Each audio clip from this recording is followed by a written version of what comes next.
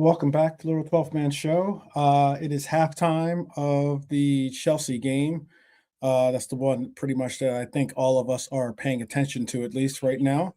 And also, it is halftime in Everton, who is up 1-0, and Tottenham losing to Newcastle currently at halftime, 1-0 in their matchup.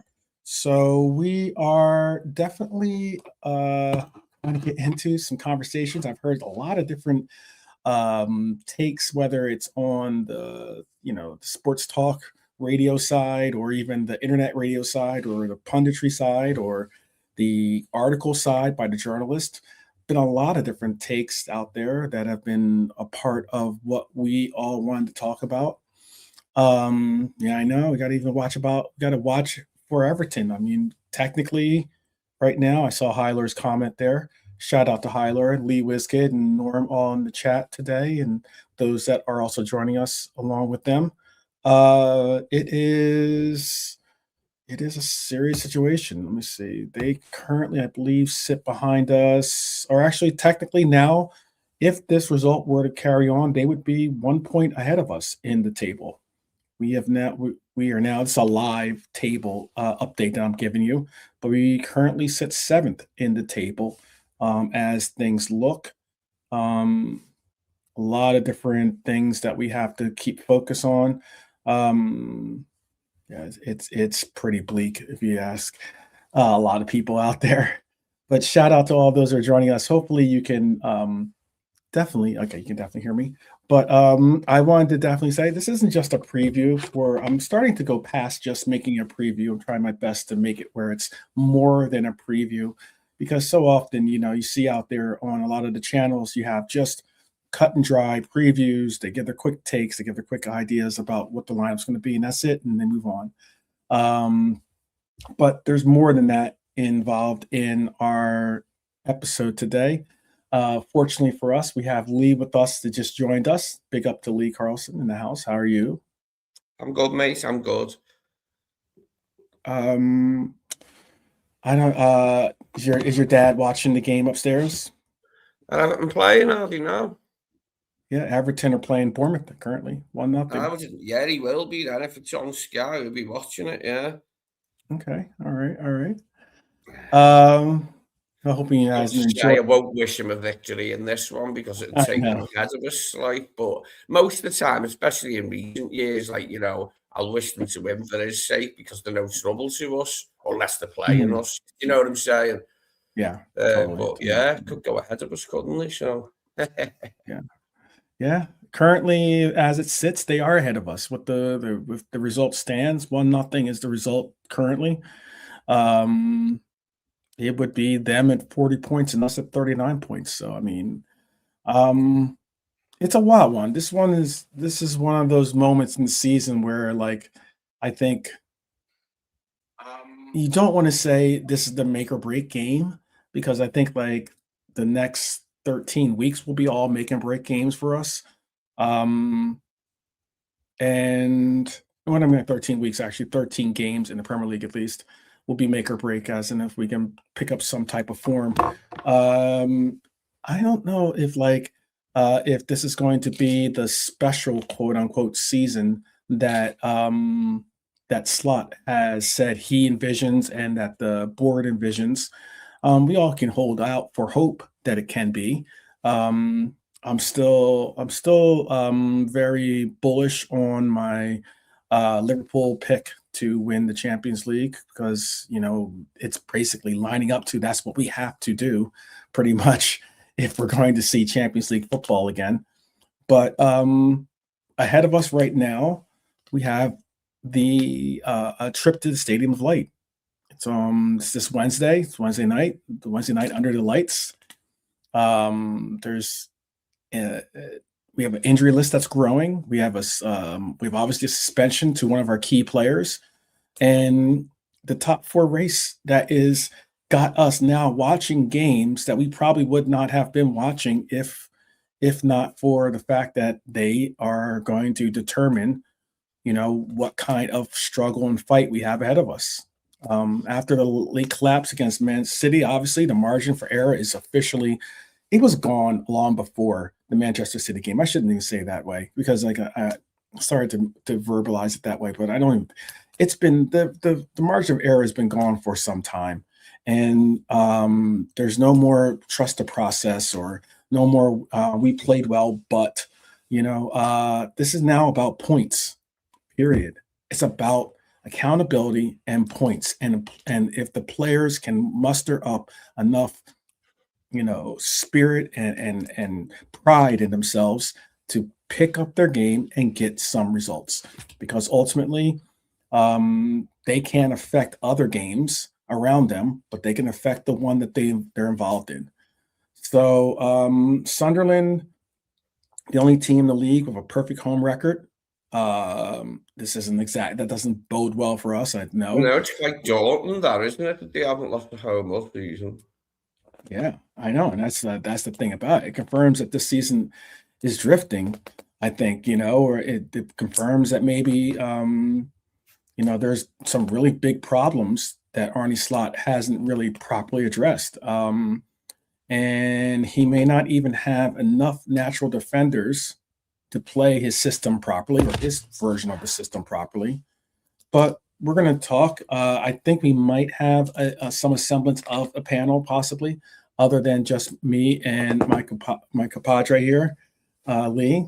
But if not, you can play the part of being the extra portion of our panel out there in the chat. Definitely weigh in your comments and what you have to say about everything that we're talking about in this segment. So, or in this episode. So, I'm just going to roll into the first segment with you, Lee, and that is about what do we do about our defense? Is this a defensive rebuild or is this a defensive emergency to you? First off, let's ask that question before I even get really into the segment. Yeah, we definitely need a rebuild. It's only at the centre back position, but well. I mean, we are maybe going to have to make moves in the full back position in the summer. If Robbo leaves, we'll have to have maybe someone coming in rather than relying on a younger lad to be Kirk as his backup. The right side, we've got Bradley and Frimpong, but I worry now about Bradley going forward. Is he going to be a player that suffers from injuries perennially? It's just an ongoing thing with him because he does miss a lot of football, the lad. He has a lot of injuries. He's such a good little player as well. He's really dogged, excellent little right back and that. And you could see him getting so much better. He's dangerous getting forward as well. But it's the injuries, isn't it, with him? And I mean, even Frimpong himself, he come here with like a really good injury record, didn't he, Frimpong? And no sooner had he landed than he got injured in the Charity Shield, I think. And now he's on his third injury of the season. And we're just cursed, aren't we, at right back this season? You know what I mean? We've tried Joe there, he got injured. We've had Endo there, had Dom there. We are cursed in that position this season. Yeah. Obviously the injury to Jeremy Jacquet kind of puts it even more so, this curse that we apparently are running through, but depending on your interpretations of superstition. But I guess before we even talk tactics, or lineup predictions, which we'll have later on in the show, we have to address, this whole concept of defense, like Lee was just speaking on. I mean, we all know that we went out and bought a promising center back in Jeremy Jacquet. Reports now suggest that the club is already looking to bring in another young defender this summer, which is promising. I don't know if you've heard this name or not. I don't even know until, I guess, if we do have the blessing of JK, I'll ask him what his opinions are on this player, because I know he does watch the Bundesliga from time to time. But there's, I don't know, it's weird because it's not normal behavior for a club that we should be, considering we're in February, already secure in our back line. I know that we've given an ultimatum date or some type of ultimatum date towards Konate to say, hey, you either choose to be a part of this team or we're going to choose to move on from you, you know? And I think that has to be done. It's something that needs to be done because we've got to prepare for the future. And it also impacts whether players are interested in joining the project or not.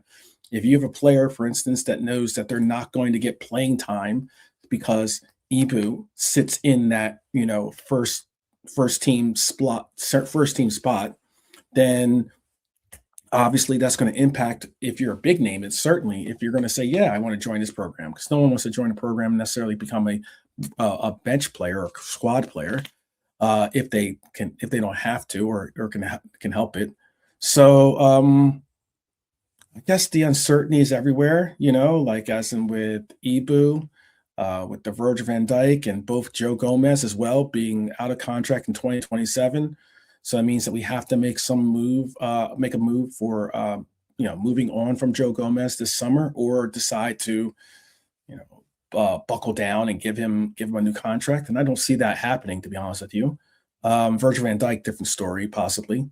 But we have Leone, who's just arrived, that's working his way back from injury. We have Jaquette, definitely his future star, but he's working his way back from injury. And now, according to reports, Liverpool are also monitoring Wolfsburg's Konstantinos Koulirakis. He's a 22-year-old left-footed center back, and the value is in the. Let me double check because I have it in dollar bills, so I might have to see what that is in pounds. And it's a player that, let's see. Let's try to see what it cost. So I don't know. I don't have my conversion table. I'm trying to think of how much is it? How much is it? What's the conversion currently going on? Do you know the conversion rate right now? Of pounds and euros? From dollar bills, US dollar. Yeah. Oh, I'm not exactly sure. Sure, somebody in the comments will know. Somebody in the chat will know. All right. It's 0.75. So it's like 3/4 of a pound. So okay. I'd say, because it's 42 to 54 million is apparently dollars, is apparently the number. So I would assume that's probably around 30 something million or something like that. A little over 30 million to possibly a little bit over 40 million. But Liverpool are interested in the player. Spurs are interested in the player. Tells you something, and that is that this player is a talent, a real talent to say the least. And it's a wild one. I don't know what was your. Were you disappointed that we didn't have JJ signed for this January window in the sense of being present? Obviously, well, yes, because when the story broke, it said Liverpool signed Xhaka, and I was, great, we've got someone. And then I read the rest of the article and it said in the summer. So yeah, I was hoping we'd get him now, but it is what it is. That's finished now, and we've got to just go on with what we've got. I just hope that that our luck holds, with Ibu and Virgil, and they're okay. I mean, the season, we're in the last third of it now, aren't we? Really, the last third. We've had 2/3 of the league season, and we've got cup games left. But hopefully Joe can find at least enough fitness to be an option from the bench, to give them two a break, maybe in a whole game or for half a game at times to keep them on the right level. But every game's now vital for us, isn't it? To try and claw the points back on Chelsea and United. Every game's a cup final, for lack of a better cliche. But it is now. We've got to fight. We've got to really fight in every game. It's a cup final to try and salvage this. We could still do it. It's definitely doable. I have my doubts that we're going to be able to manage it now this season. Mm-hmm. But Yes, we've coped with that anyway. We'd be able to cope with that. And there is the train of thought like that, when you're not in the Champions League, let's say we were just in the Europa League, it's such a devalued competition now in terms of who's in it. You can play kids in the group stage, you know what I mean? I think Chelsea did that one season. Chelsea had a bad season and he was in that, and they just played like it, and he won the league, I think, some shit. That's something like that. I remember Chelsea having a season like that, though, where it really helped them. Mm-hmm. Yeah, it's I guess like the wider summer domino effect is really what we're looking at, because taking Jeremy Jacquet now, taking him onto the team exactly would have been helpful, but obviously it was something that was a deal breaker for Ron's in the fact that they didn't have to let the player go. They obviously wanted to cash in on the player, and the player admitted that he was interested in moving on with his career to a higher level club, but it didn't mean that he didn't want to help his now former team, I guess, because now he's going to be moving on from them. He definitely wanted to help them try to make Champions League, which is notable and commendable. So it's a weird case, there's some reports out there, for instance, suggesting that we're open to selling Federico Chiesa if doubt remains about whether he can adapt to the pace or physicality of the Premier League. I think what's sad about that statement is that, like if he can adapt, will allow for us to have a proper judgment if he can adapt. You know what I mean? Like we have only seen limited time on the pitch for Federico Chiesa. And when we've seen him on the pitch, he's actually done pretty well. Not to say he's been like, the hands down best player on the pitch, but he's certainly been a player that has contributed to it. I know that they're talking about possible return for Juventus. If we moved on, that's just another player that we have to replace now. And it's one thing for us to go from the defense, then it's another thing to go to the offense, then it's another thing to talk about maybe trying to find a DM for the midfield. There's so many questions for a team that spent 450 million pounds in the summer, and a team that possibly, if we don't win the Champions League, or if we don't get top 5, if not top 4, I'm just putting top 4 just to be sure that we make it in the Champions League. That's what I'm going to say it as. If we weren't to get top 4 and be out of Champions League, it would drastically impact our ability to bring in talent for this team in the summertime. I don't know if it would go to the extent of what our coach suggested in the press conference, but I think that it would dramatically change the impact of how this self-sustaining model of a team could entice players to come to this team. We can't overpay. We can't pay, we won't be able to pay the, prices that other teams are offering that are in Champions League. We won't be able to offer Champions League football, just period in general. And then on top of that, we have to still monitor the players that we're trying to re-sign and give extensions to. It's a lot on the mind, Lee, or. No, it is. I just hope that all the plans are in place now anyway to try and revive us for next season. I really think it's going to be hard for him to keep his job now, in my opinion. Between now and the end of the season, I don't know if there are any goals they've set for him to do that, such as qualifying for the Champions League. But I do think it's going to be hard for him to keep his job now. And it probably is the best thing if we make it. It's like, we didn't want to make a change so soon after bringing him in. And that's not the normal way of doing things. You give people time, but it's gone bad, hasn't it? It's gone stale. And I just don't see him turning it round personally. Mm-hmm. Mm-hmm. Yeah, I mean, the conversation is going from what's Liverpool's ceiling to with this coach, especially, and with the combination of these players to now how do Liverpool survive the next 13 games? That's a wild, wild take for a lot of people in this fan base that, weren't looking at this season as being this this traumatic with the fixtures. At least we knew that we did have a lot weighing on a lot of our minds and shoulders with the tragic loss of Jota. We've had players have setbacks in their progressions with injuries or with losses, their own personal losses with family members as well, and it's wild to know that here we are going into Sunderland, and this is could be considered a make or break game. Would you consider it a make or break game? Which the Sunderland one? Yeah. Do you mean for Arnie? Not for Arnie, for Liverpool in general. I mean, for our hopes of top four.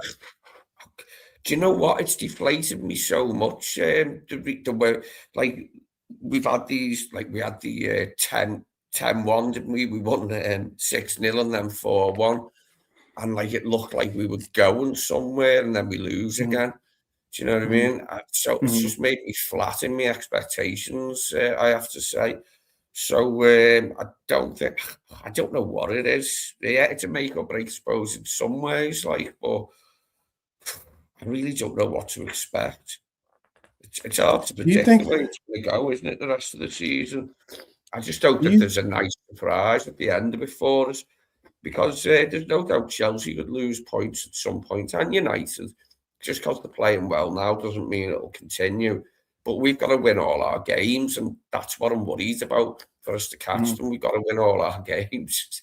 Looking tough. Yeah, to catch them, to keep pace with them, whichever way you want to look at it, we have to win our games. So that's why it's massive. And I was going to ask this too.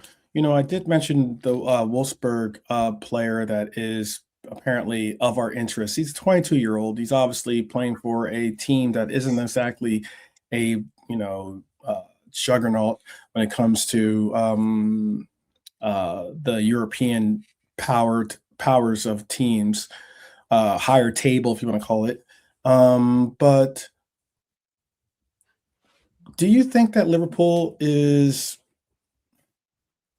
do you think we're right to prioritize maybe going for, young prospects like Jeremy Jacquet, like oh my goodness, they just called a penalty. Sorry.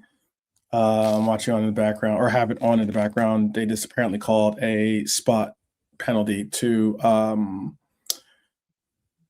on Leeds that are down 1-0. We were kind of hoping that they could try to result in something. João Pedro. Penalties at Chelsea. Okay. Yeah. Lovely. Just what we wanted. Oh man, it is a penalty, but that's a stupid penalty, dude. Stupid. I had some hope. It is at Leeds, this, isn't it? I had some hope Leeds might get a draw here or something like, but never mind. It's a dumb penalty. It's a dumb penalty. I don't know. Maybe they get out of it because João Pedro is running onto a ball. He actively pushes the player away from him to make the extra space available for him to run onto the ball. They're not even going to go to VAR for it. Wow, that's impressive. And then because of that, the player he's already trailing behind João Pedro, so he pushes him in the back himself. Very similar to, I would go as far as very similar to the Dominic Szoboszlai situation. Yeah, neck and neck sort of thing, and struggling with each other. Yeah. Yeah, as in, you have a player, João Pedro fouled. He didn't have to push him away the way he did. But he gets away with it. And then he continues on to the ball, and the Leeds player knows he's never going to make up the difference or the space to get. Yeah, you see a lot of them these days, don't you? Like where the attacker who's like, trying to get a goal, he will like foul or grip the defender, like first, and then it's not given, and then play goes on, and the defender ends up fouling him. You see that quite a lot in the penalties are given. You see it more and more in the modern game. Yep. This is a wild one. So right now it is Liverpool. I wish it was Liverpool 2-0, but it's Chelsea 2-0. Leeds 0, as they don't even take, like I said, they don't even. There was no hesitation on that. It was definitely a penalty in the sense of if you're not going to call it a first foul, but I personally thought that it was a foul to start the build up was a foul to allow for the goal to even happen. Oh man, JK, joining us. Hi, Lee. Hi, 12. How you go, guys? Yeah. Trying to was hopeful that we could see something, maybe give go our way today with this Leeds game, but they're already down 2-0.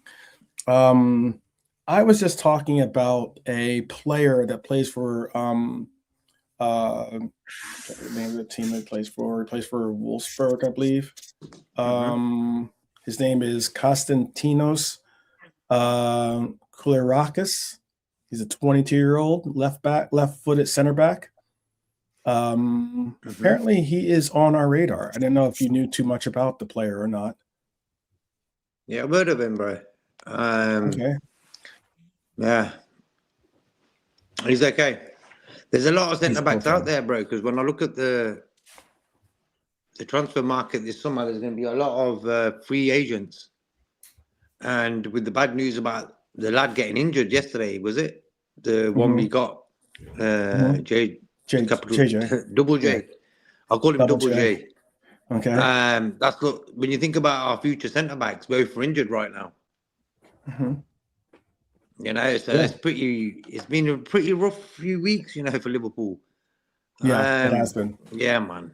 The guy's not even playing for us and he got injured, bro. I've not really looked into the information about it too much.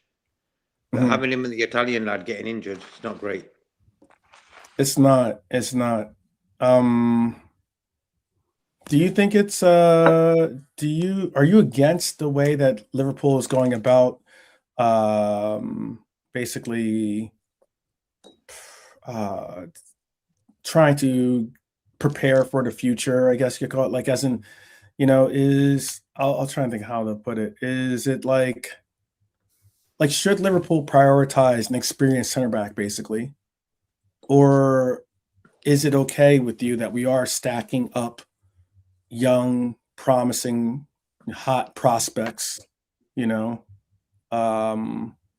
and making that a certain priority for us to utilize as our future?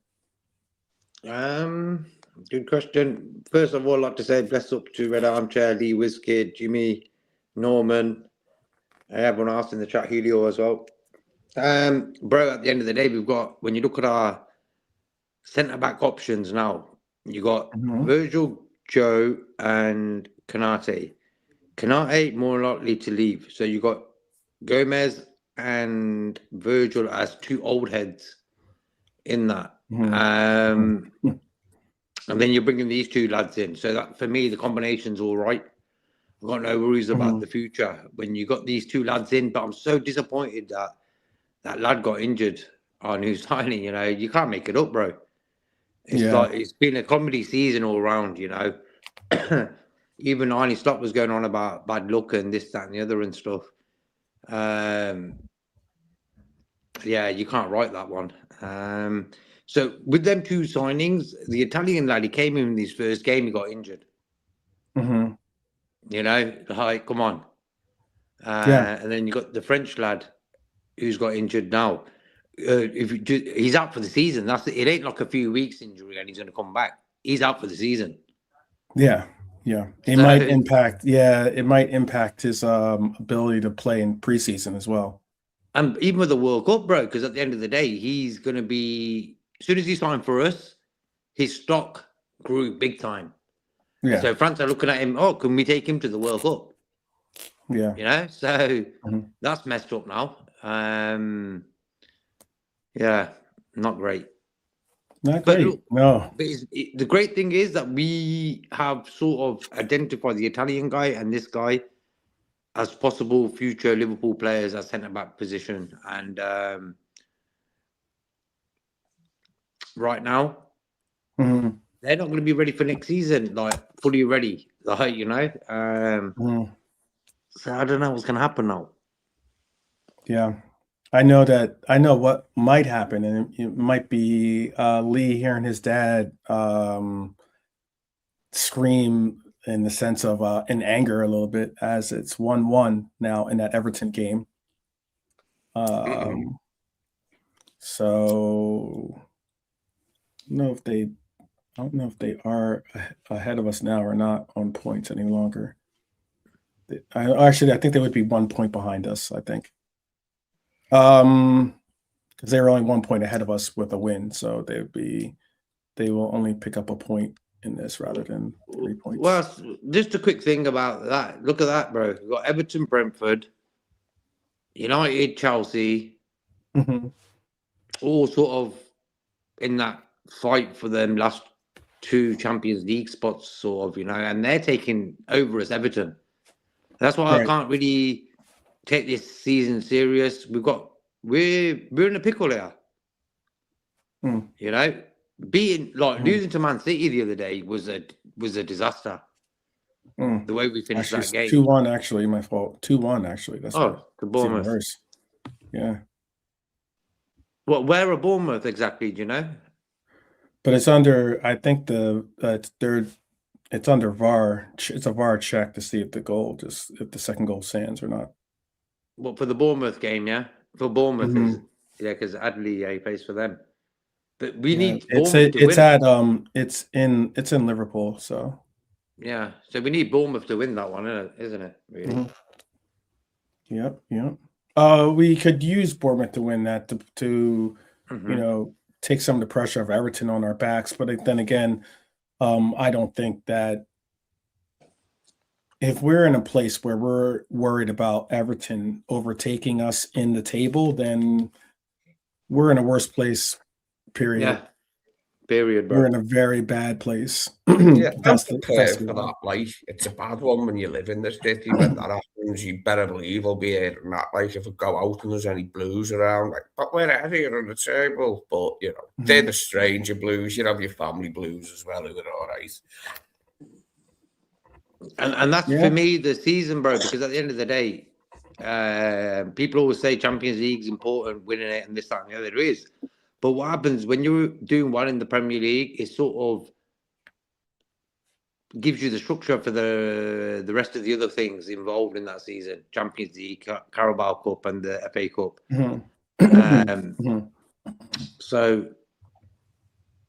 it's not been a great... That loss against Bournemouth and the Man City loss are 6 points we could really do with now, if you really think about it. Them 6 points now, it keeps us cozy, That's why tomorrow's game against Sunderland, who haven't lost at home all season, that's what Arne Slot needs to put on the changing room's wall. Because, like, what happens? A guy's not scored all season, plays Liverpool at Anfield, scores. It's about time we've had that one now. These guys ain't lost all season. Let's make them lose that first game of the season. Yeah. Bang, bang. Come on, Liverpool, man. Arne Slot really needs to realise what's going on right now. I'm not a drama queen. This time last year, we're going to win the league. Yeah. Fast forward a year, we're all crying. The amount of content creators crying, bro, right now, Liverpool ones, it's unbelievable. That's what's made this season so painful, isn't it? Like, we've had bad times before, worse than this. It's just that it comes off the back of winning the league. And in the summer, we all thought it was probably the start of something better for us.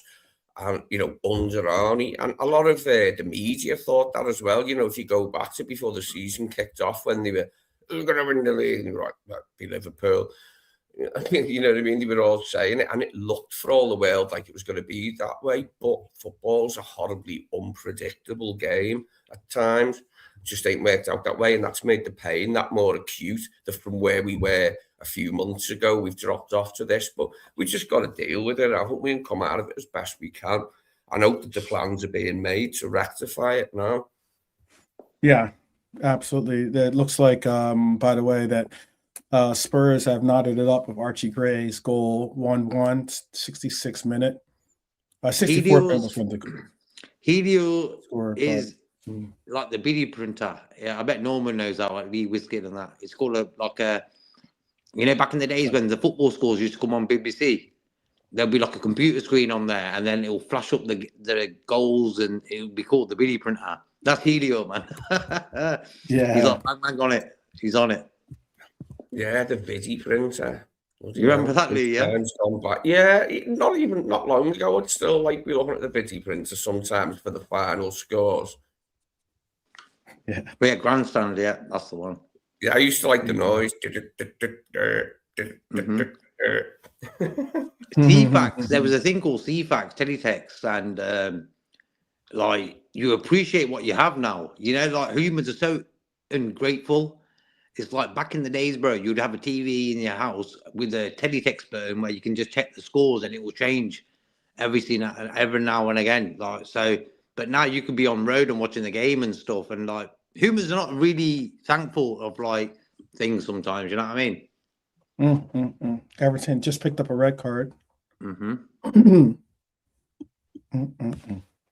They are down in that game 2-1, by the way, at home. This is good news. This is great news. Well done, Iraola. Yeah. I like his football. The Bournemouth manager. I like him too, yeah. I think he's really good. I think he's really good. I don't really like his face. He looks annoying. But you know what he reminds me of? He reminds me of a puppet from Sesame Street. You know, the black eyebrows. You know, like Guy Smiley or Bert and Ernie. He reminds me of one of the ones from Bert and Ernie. I think the one with the serious eyebrows. It's halftime too, by the way, in West Ham. West Ham 0, Manchester United 0. Halftime. No wonder no one's been talking about that game. Yeah, I didn't want to really mention it. I was like, "What's this West Ham?" I haven't got it on. I know. I was like, what's that score in that game? I didn't really want to say anything. So right, I'm not going to get too deep in that. I feel you on that. I almost don't even want to watch it, so I don't end up jinxing it in some way to have a result go the other way in that game. But yes, 2-1. Oh, 2-1 Newcastle. Actually, they've just pushed back in front of Spurs. 2-1, 69th minute. At least we got a double over someone this season. We've done them twice, Newcastle, didn't we? Yeah. Yeah. And Man City did us the double. Can you believe it? Can't believe it. First time since 37.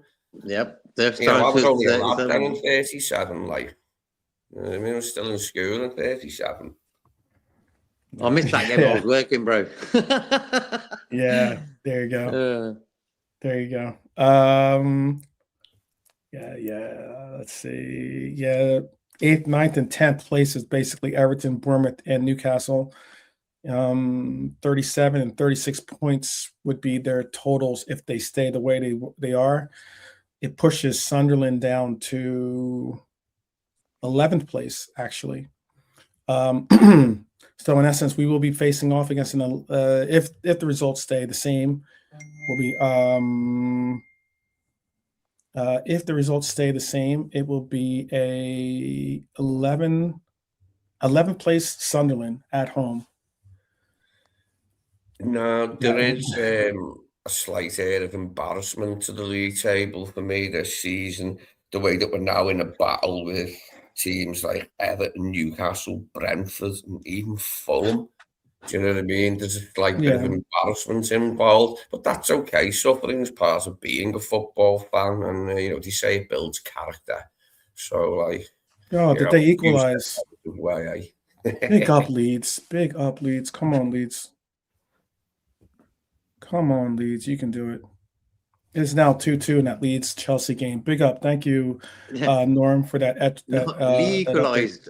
I'm like, who's he playing for? Yeah, I know. Lee equalised. Excellent. Yeah. Yeah. Oh, mate, I never scored much, not in 11-a-side. I was good at scoring goals in maybe 5-a-side or cubbies or volleys and headers, but on an 11-a-side pitch, I was never good at scoring goals, mate. Used to flop my chances way too often. I'm good at I was scoring more of a when creator. it yeah, I'm good at scoring when it comes to when we were play like 5-a-side and stuff like that. Yeah. Or yeah. when you put like I don't know if you guys play this way, but sometimes you're limited on space, so you have to put the cones down, and you just make you make a goal from the cones, but the goal has to be on. You can only score if it's on the ground. You can't score if obviously, crackers of shots. So it takes a lot more of like utilizing your skill and dribbling and getting around players to kind of like pass the ball into the goal type situation.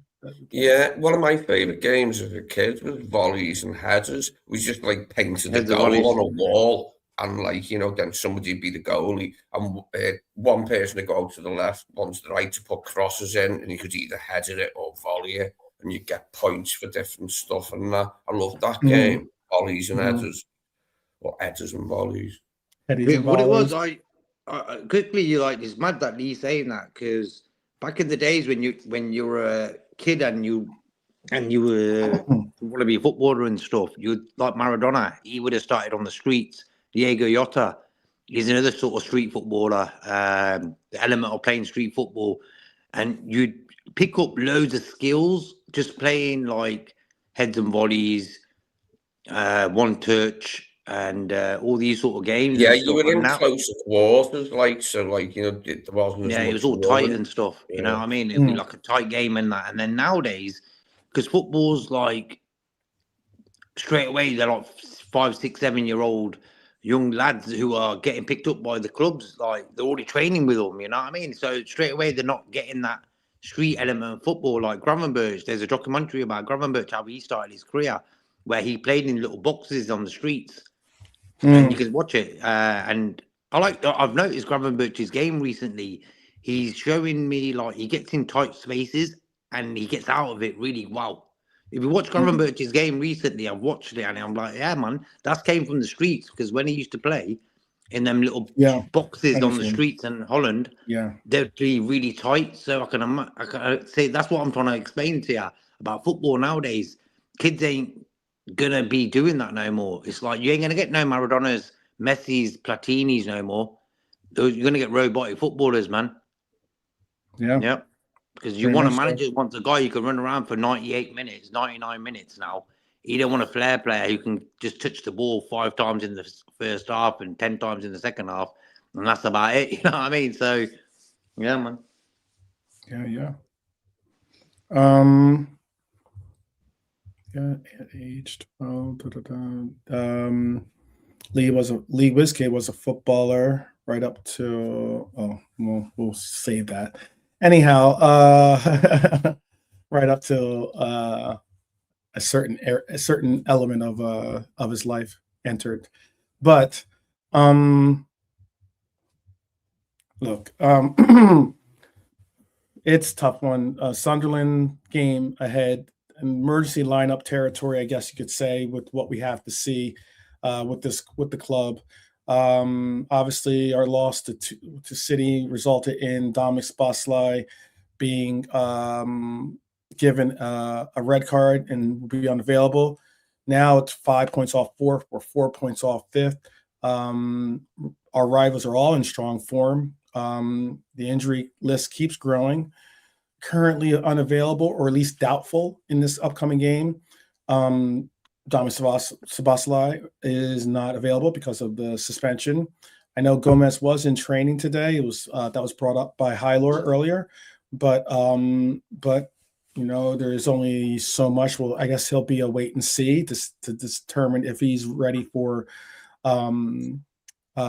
tomorrow's game, because I know that initially in the press conference, Arne Slot said he wasn't going to be available for Sunderland, so I'm not necessarily expecting that to happen. We know that Bradley's out, Frimpong's out, Leone's out, Bichetik's out.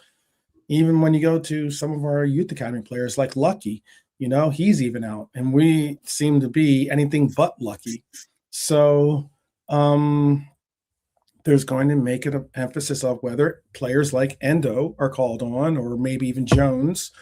But what's wild about this, and this is something I'm going to go a little off script here, and that is that there was something that I saw on Twitter that was a very interesting take. And you'll recognize now that Curtis Jones was a very, very called on. Out of all the players, he was called on to be a spot starter, or at least someone that got decent minutes. Maybe not the minutes that he's commanding or he thinks he commands. But we saw a case where Curtis Jones was starting to become a more common fixture in Liverpool's lineups. Yet, ever since that little blow up on the pitch, the one that got a lot of airtime, where they showed Curtis Jones somewhat arguing, or not necessarily arguing, but showing a little bit of frustrations with the directions that the coach gave, and how apparently maybe he didn't agree with them, or he didn't understand them, whichever it was. Excuse me. Ever since that moment, we have not seen Curtis Jones really feature the way he's been featuring before that. All of a sudden you had the talks about Napoli, you had the talks about Spurs before that. Yeah, Inter Milan, excuse me. Was it Inter Milan? I said Napoli. Yeah, and it's a case where it's like, we saw him get in, for instance, in the City game, for instance. But he got in the City game, in the 85th minute or something like that, 84th minute? Yeah. So you know what, bro? Yeah. Look, I always say football management is not all about tactics. It's all about, and this is why me and Brian didn't really see eye to eye, like keeping it sweet. The manager, that's his main job at a football club, at a big club like Liverpool. His tactics, they're important. But at the end of the day, if you're falling out with a player or two during the season, that can derail the whole season. So his main job as a manager is to keep the players and the club sweet. Okay, if you're going to fall out with a player, don't do it in front of the cameras. Don't do it on the pitch. Do it behind closed scenes where there's no cameras. So we ain't going to notice if Curtis Jones don't get that much game time. You might just think it's like the manager's tactics. He don't need Curtis. You know what I mean? Like all of a sudden, Curtis has an argument with Slot, and all of a sudden, Inter Milan are interested. Arsenal even interested, or Tottenham was it? And news like this breaks out and that. Curtis Jones is not everyone's cup of tea. I understand that, but at the end of the day, he's put a little bit of a shift in this season in games. He's done pretty well in certain games for me. He's improved as a player. Yeah, man. That's why I think everyone's a big fan of Jurgen Klopp. Jurgen Klopp kept people like Kwanzaa, Harvey Elliott, Curtis Jones, Darwin Núñez even, bro. Happy. Like, you know what I mean? Like, Darwin Núñez wasn't starting games. He even played Diaz in that position sometimes. But still, Darwin gave 100% when he came on. Look at the way Arne Slot's handled Chiesa, man. Chiesa this season, right, didn't get much of a look in. And every time he did get a look in, he put something on the score sheet, got an assist. He run non-stop for them 12 minutes he got, But this, and then what happened was, at that time where Chiesa was coming on, doing a little bit, getting on the score sheet, making this, he got the winner at Bournemouth, you wouldn't see Chiesa again for 3-4 games. Yeah. And that's what football is. It's an adrenaline game. When your adrenaline's high, you want to be on the pitch, bro. So what you do as a manager is thinking, you know what, Chiesa's come on. He's gave me 15 minutes and he's got a goal. He's come on in the next game, gave me 16 minutes, got an assist. You know what I'm going to do? I'm going to play him in the next game from the start. And that's how you are as a football manager. That's how you meant to work football out. Arne Slot don't do that, bro. The small amount of minutes Chiesa has got is the sort of thing that we're grating on people. I felt that he'd done enough to earn more minutes. Chiesa, like, say, like late on last season, he come off the bench to make a difference a few times, scoring goals or assisting or just generally turning the game. Like, and this season, like, he's tried his hardest, like, but the minutes he's been given, they're nothing, are they? Like, and you know, it's a stick people like to beat Arnie with a lot, this Chiesa thing. But I suppose at the end of the day, Arnie just doesn't fancy him as a player, or there's something else. It's only about the way he plays or like trains. I don't know, or his fitness, but you know, it's not personal. It's just he doesn't rate him, like him, want him. Basically, is the only thing you can say, isn't it? That's the case. That's an issue, though. Yeah, but you know what? That's an issue.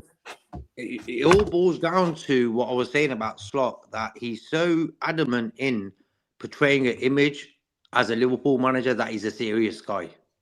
Let's come on. I agree. I understand what You get me? going with it. Yeah. And then what happens in that journey, bro? See Jurgen Klopp, bro. He done two things for me. One, that first press conference, he smashed it. I'm the normal one. Bang. Job done. And then Sacco.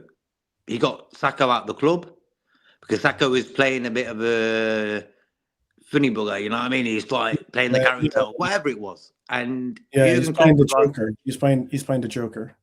Yeah. And I don't really like that. A jester, like a jester, like a Joker. Funny guy. Let's go the funny guy. you know, like the funny guy. In the Mafia films. Right. Oh, the funny guy. Right. And he did that. Right. And what he did, he got him out. And after that, bro, which player, you can't even name one, really had a fallout with Klopp. Yeah. Salah, one game in about 1,000 when he's been the player, Klopp's the manager. Salah had a bit of a thingy against West Ham. You remember on the sidelines? That's it, bro. And that's what I'm saying. Football management isn't really about tactics all the time, man. You got to keep your club happy. The players are the club. You know, they're the guys who are going to get them points.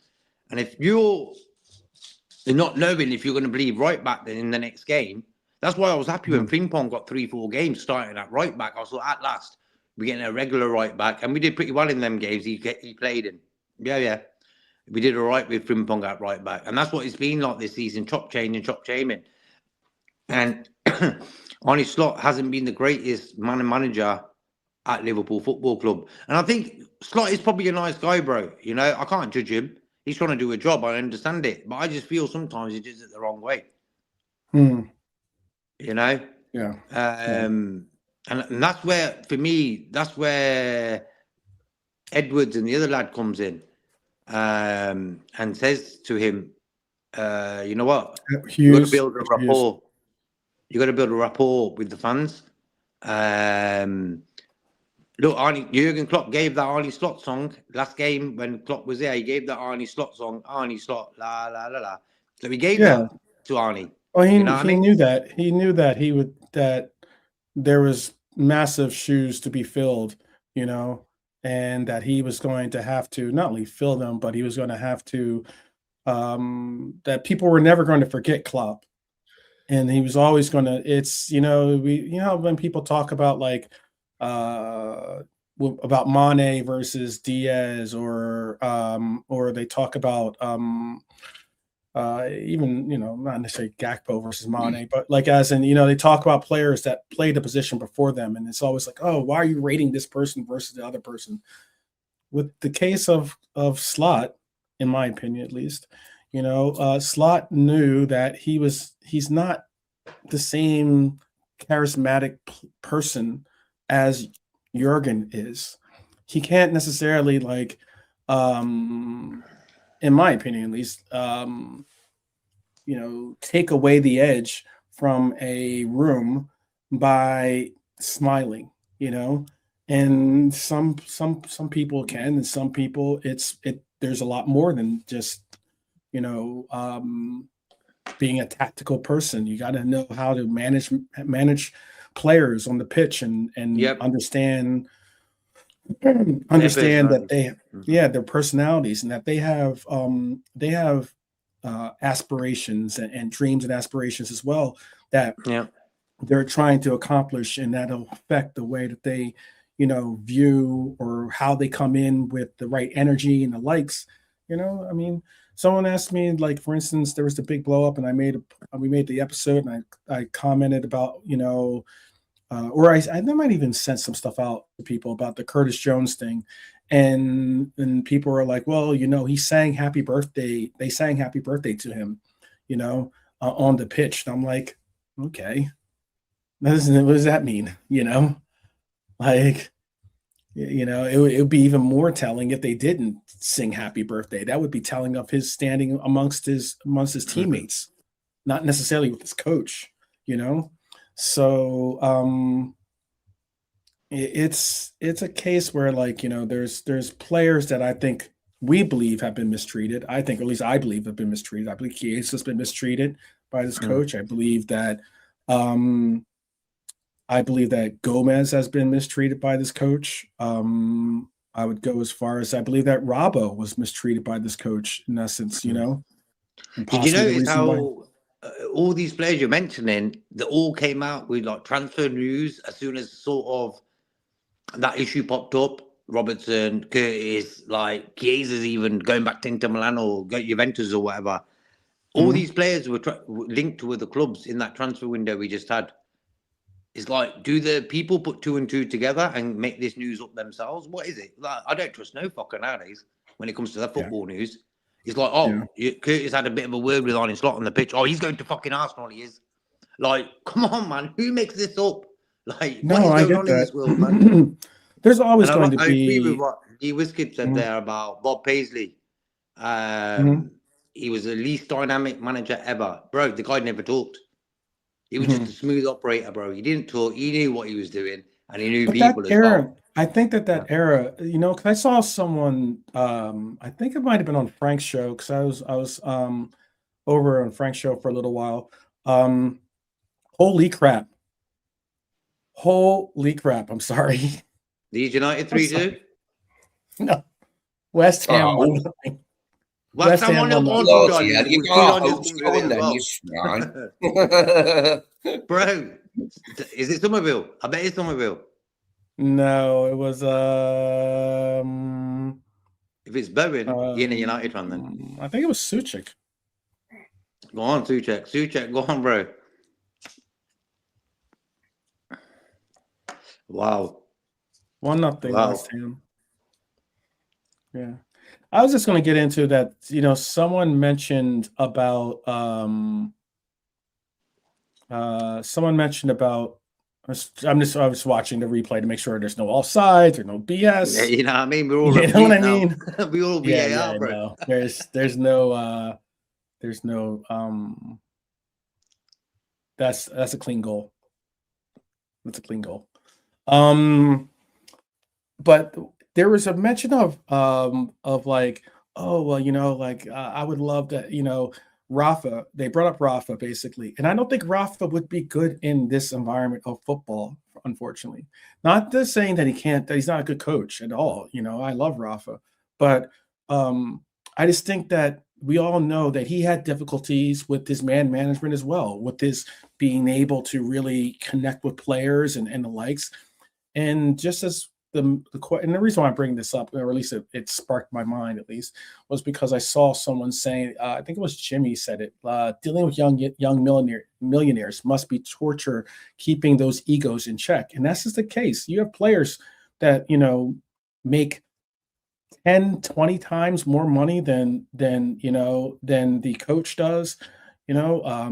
Is obviously some of them have longer contracts or the team is obligated to them longer than maybe even the coach is. And it is one of those cases where I don't even know if I don't think Rafa would be a good choice or to be involved in this scenario. But that's just, maybe you guys think elsewise. But you know what else too, real quick? Can I ask a question too? I know that West Ham I know that West Ham is they do, I forget what the song is, but they do the bubbles thing, right? Right? That's their thing, is the bubbles. But I just saw them. I just saw a picture. I saw them coming out. I saw a picture of the fact that it's, they had to. There's a track they play in that humongous stadium, with the track that's around it because it was set up for the Olympics at the time. And those bubbles that they're blowing out, they don't blow them by the Manchester United side, which I think they should. Or the away side, they should. But I was thinking, like, that could be a hazard. I don't know. Maybe I'm getting too into it, but the bubbles, He like, wants to blow bubbles. if you Do you get remember when I was this, about like 5 years old, you know how or slippery it something is like with that? bubbles. And then beyond that age, it's just like, please. But No, we I'm haven't just got a talking about gimmick. how, like, Lee. We I was haven't just got a talking about. gimmick as a club. Sorry, West Ham have got the bubbles. Everton have got the toffees chucked into the crowd from the toffee lazy. We ain't got a gimmick, mate. No toffees, no bubbles. I think we need one. I'm just saying what Red Armchair Sports say. It's messy. If you've ever seen bubbles eventually hit the ground, and the substance that make up bubbles is extremely slippery.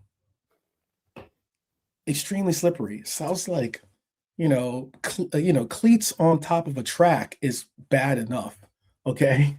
But then to put bubbles on there, I was like, man, and maybe It is get them on your cleats. spectacular and beautiful when you discover it as a kid and you do it a bit, but it gets boring dead quick, don't it, the bubble blowing, and then you move on to something else. You move on to something else, yeah.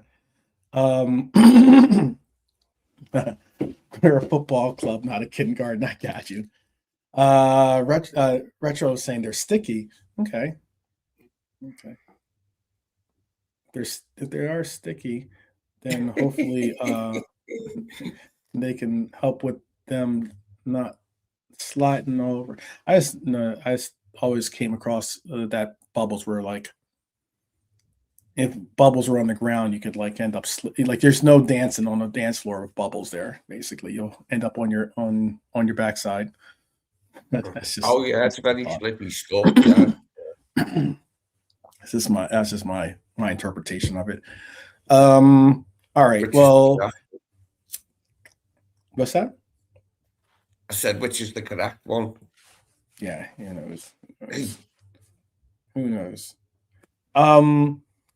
With that, I guess, like, I do know someone that is watching this, maybe from a barber chair, and that is that kid that hasn't cut his hair. Oh man, he is sitting there on pins and needles, hoping that this goes a different direction than it does. I wonder if he cuts it if they draw and then they win. Does it have to be 5 straight games, or is it 5 games in general? I wonder if it's like he has to win 5 in a row or not. And you know what I'm talking about, right? The Manchester United supporter that isn't cutting his hair until they win 5 straight games. You know what I'm talking about? No? Sounds interesting, though. No, you haven't heard of that guy. Oh, it is interesting. His hair, I saw a segment, or not a segment, something like, it was on X or something, and it showed like day 1 of me not cutting it. He's like him not cutting his hair, and then it goes through. It's been 500 and some odd days that he hasn't cut his hair. Yeah, it's a long time. It's nearly 2 years. So he has a little bit of like he has a little fro on him, a little afro going on. But excuse me. Oh my goodness. That should be a red card, man. West Ham is got a free kick, but that was reckless.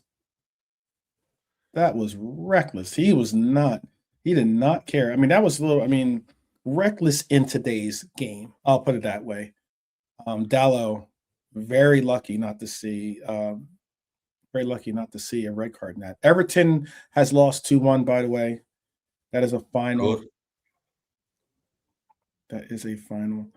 We got Nolante in the house. Make use of this time while we have it, because I know Nolante has has other obligations too. Full time also Chelsea 2-2, by the way. So Chelsea come away with a draw in that game. Great point for Leeds. I agree with that. Good comeback. Absolutely great. They were down 2-0 in that game. Yeah, that's pleased me a lot that they managed to come back and get a draw to help us out in our mission to try and qualify for the Champions League. Yeah. That's massive for them. Because it didn't look promising, pretty much, you know. It did not look promising that they were going to be able to Went get down to 10 men? Didn't you say they went down to 10 men? No, that's Everton. Okay. But yeah, it was a good comeback. Daniel Barker. Mm-hmm. Yeah, Somerville was the guy who just caused Dallo to basically hack at him. But yeah, there's a lot going on with some of these scores. Let me see if I can bring up something new. Anyhow, Nolante, are you with us? Yeah. Oh, bless Nolante. Yeah, bless up, JK. We can't see it. Bless up, Lee. Bless up, 12, and bless up the chat. Big up, Wiz Kids, Hilo, everyone in the chat. Big up. Shout out. Bruno Fernandes, right? Fernandes, I think that's how I pronounce it in Portuguese. Is on the ground right now because of an apparent hit to his face. Oh, yeah, that was a bit naughty. A little bit, yeah. A little bit. How come we can't see Nolante on the screen? Oh, you know what? I gotta put a spot. He's behind the scenes, Nolante. He's the main man behind the scenes. No, I was wondering that. I was like, what's going on? There you go. Now we've got three up top now. Yeah. Through the middle with the subs. I'm from media. Lee's Salah. You're Mane, bro. Yeah, exactly. Yeah. I guess. All right, that's cool. I guess that makes me Klopp. So I'll take You're the boss, bro. There you go, man. Yeah. We'll get the goals, man. You get the glory, man. Yeah. Yeah. Just have to do the man hugs. I'll do the fist pumps at the end of the game. If you like hugging, bro, you're the guy then. You got it. Yeah, exactly. Yeah. No, remember before we sold Coutinho, they were calling those four the Fab Four: Coutinho, Salah, Mane, and Firmino. Oh, I don't like, you know what I mean? Yeah. Do you know what's crazy about that? And can we talk about that for a second? I would say that if Coutinho had just stayed, I think that team could have been. I think that we could have emerged. Now, I know that helped us fund our other players and the likes, but hypothetically, let's say that we could figure out some way to, those are players that we were interested before we got the money. You know what I mean? Yeah. If we could have started our defense and bought Ali and Virgil without having to let go of him, and then we had him as well as what we had. And because he was playing so well and he was getting even better in the Premier League year on year. I mean, that's why Barca come in and got him. But yeah, that would have been interesting to see, wouldn't it? It would have been the Fab Four, It would have been the Fab Four I think. Because that would have been and oh man, you could have possibly even gone with maybe even having Coutinho as your 10. Can you imagine that? I have to think that would be incredible. Mm-hmm. He had so much talent, didn't he? I was sad for him, actually. I wasn't angry with him when he left because what's he going to do, mate? And what were we going to do in the face with that bit? So, I did feel sad for him that it went pear-shaped, and didn't work out because it went really bad. I mean, it wasn't even, a little bit good for him, was it? It wasn't, and that's why,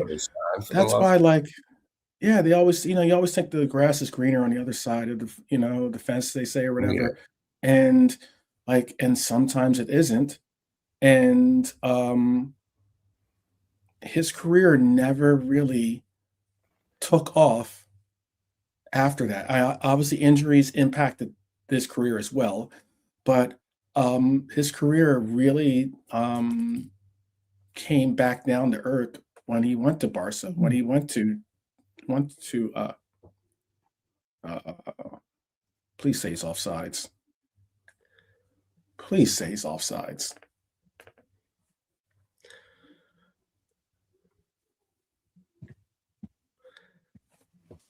Let's see what happens. Casemiro with the 1-1. I've got a horrible feeling United might get all 3 points. So. Oh, he's so far offsides. He's not even close to being onside. There's no way. There's no way that stands. I need to see this again. Unless there was someone behind him that I really can't see. He is so far offsides, though, in my opinion. Ooh, just offside. For once, but Saka might have Hope kept some- alive. Keep hope alive. Keep hope alive. I know. Well, that's Saka, man. What are you doing? Just off. Yeah, probably, yeah. Oh, boy, the West Ham defense, he's the one in it. Oh. Yeah, I'm still waiting on my side. I haven't seen the Yeah, because even Casemiro wasn't sure. He wasn't sure of the, so. Okay, so still 1-0. We can all breathe again, the Zyler said. Yes, we can, for sure. Yeah, well, looking rocky, though. Yeah.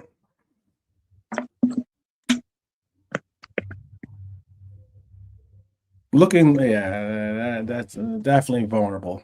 And for you to allow for Casemiro.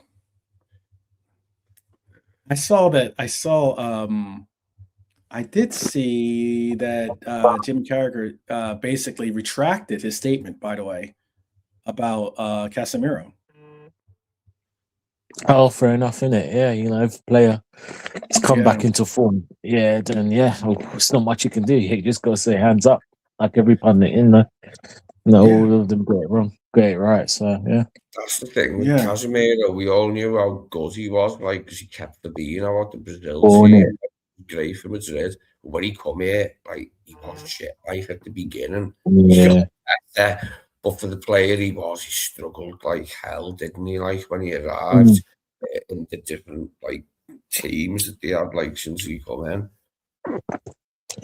Yeah. All right. It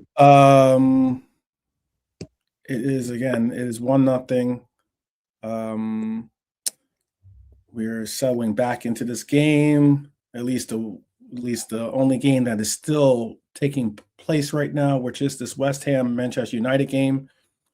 I'll tell you this. Is it in London? Sorry. Is it in London? It's at West Ham. Oh my goodness, dude. You're right about that. I don't even know how that, because you couldn't see Wan-Bissaka behind him from the angle that they had. Yeah, that's what I'm saying. He makes it look lucky to get away with it. West Ham are being that's very lucky. They're gonna cost them a goal. Yeah, no matter how this goes, that's going to be something that's going to be talked about on the airwaves, I'm sure. Because that was West Ham that was mighty. They were talking about apparently his arm, some portion of his arm. Yeah, that's the only thing. Sides or something. Yeah. If they can all win, I'll be massively grateful. But even a draw at this point, will be. It doesn't look. From what I'm seeing, it doesn't look like. I hope it doesn't look like West Ham will hold on. If I'm honest. Yeah. No, they're not the You don't ones that think are in the ascendancy. scores against United, do they? West Ham, they have had results over them, but they're few and far between. Like West Ham having good results over United. It's one of those cases where, you know what, like I don't know if you saw, big shout out to the Coppish crew, but they did some type of like segment where they had United fans. yeah, they had a United They're fan friends. and they had an Arsenal fan. They're two friends in their that's a part of their Friends. group chat. Yeah. And Yeah. it was Cal and Matt.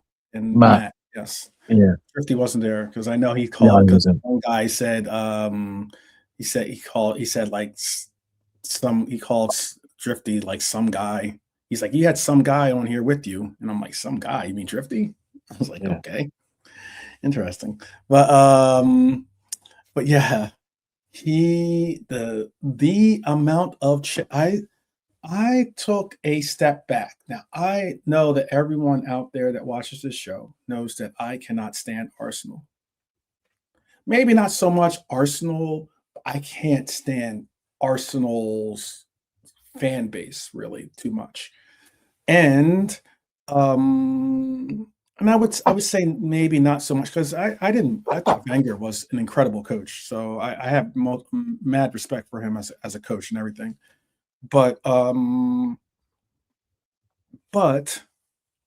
if you go beyond that, yeah, you know, your Xhakas and players who are player we're going to see in the Sunderland matchup again.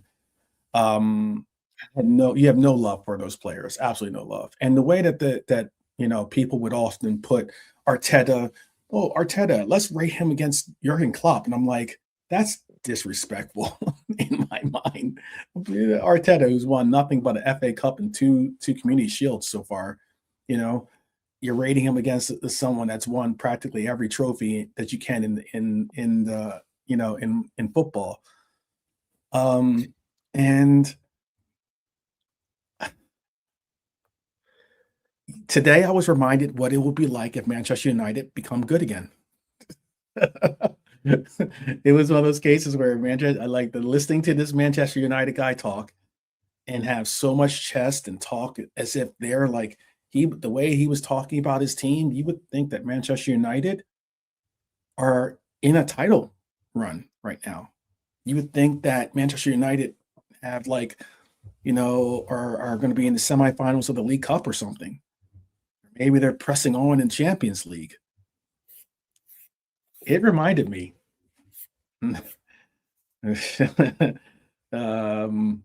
Yes, it will be bad if Arsenal get a Premier League title. It will be bad, I think.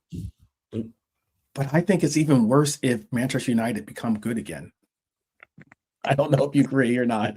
I don't know which is worse for you. Yes, for me, yeah, it is. If United come good again, but I'm hoping that the current trend with them will continue and they'll just flounder. They'll appoint someone permanently to replace Carrick, and he'll last not that long either. That's what I'm banking on, hoping for.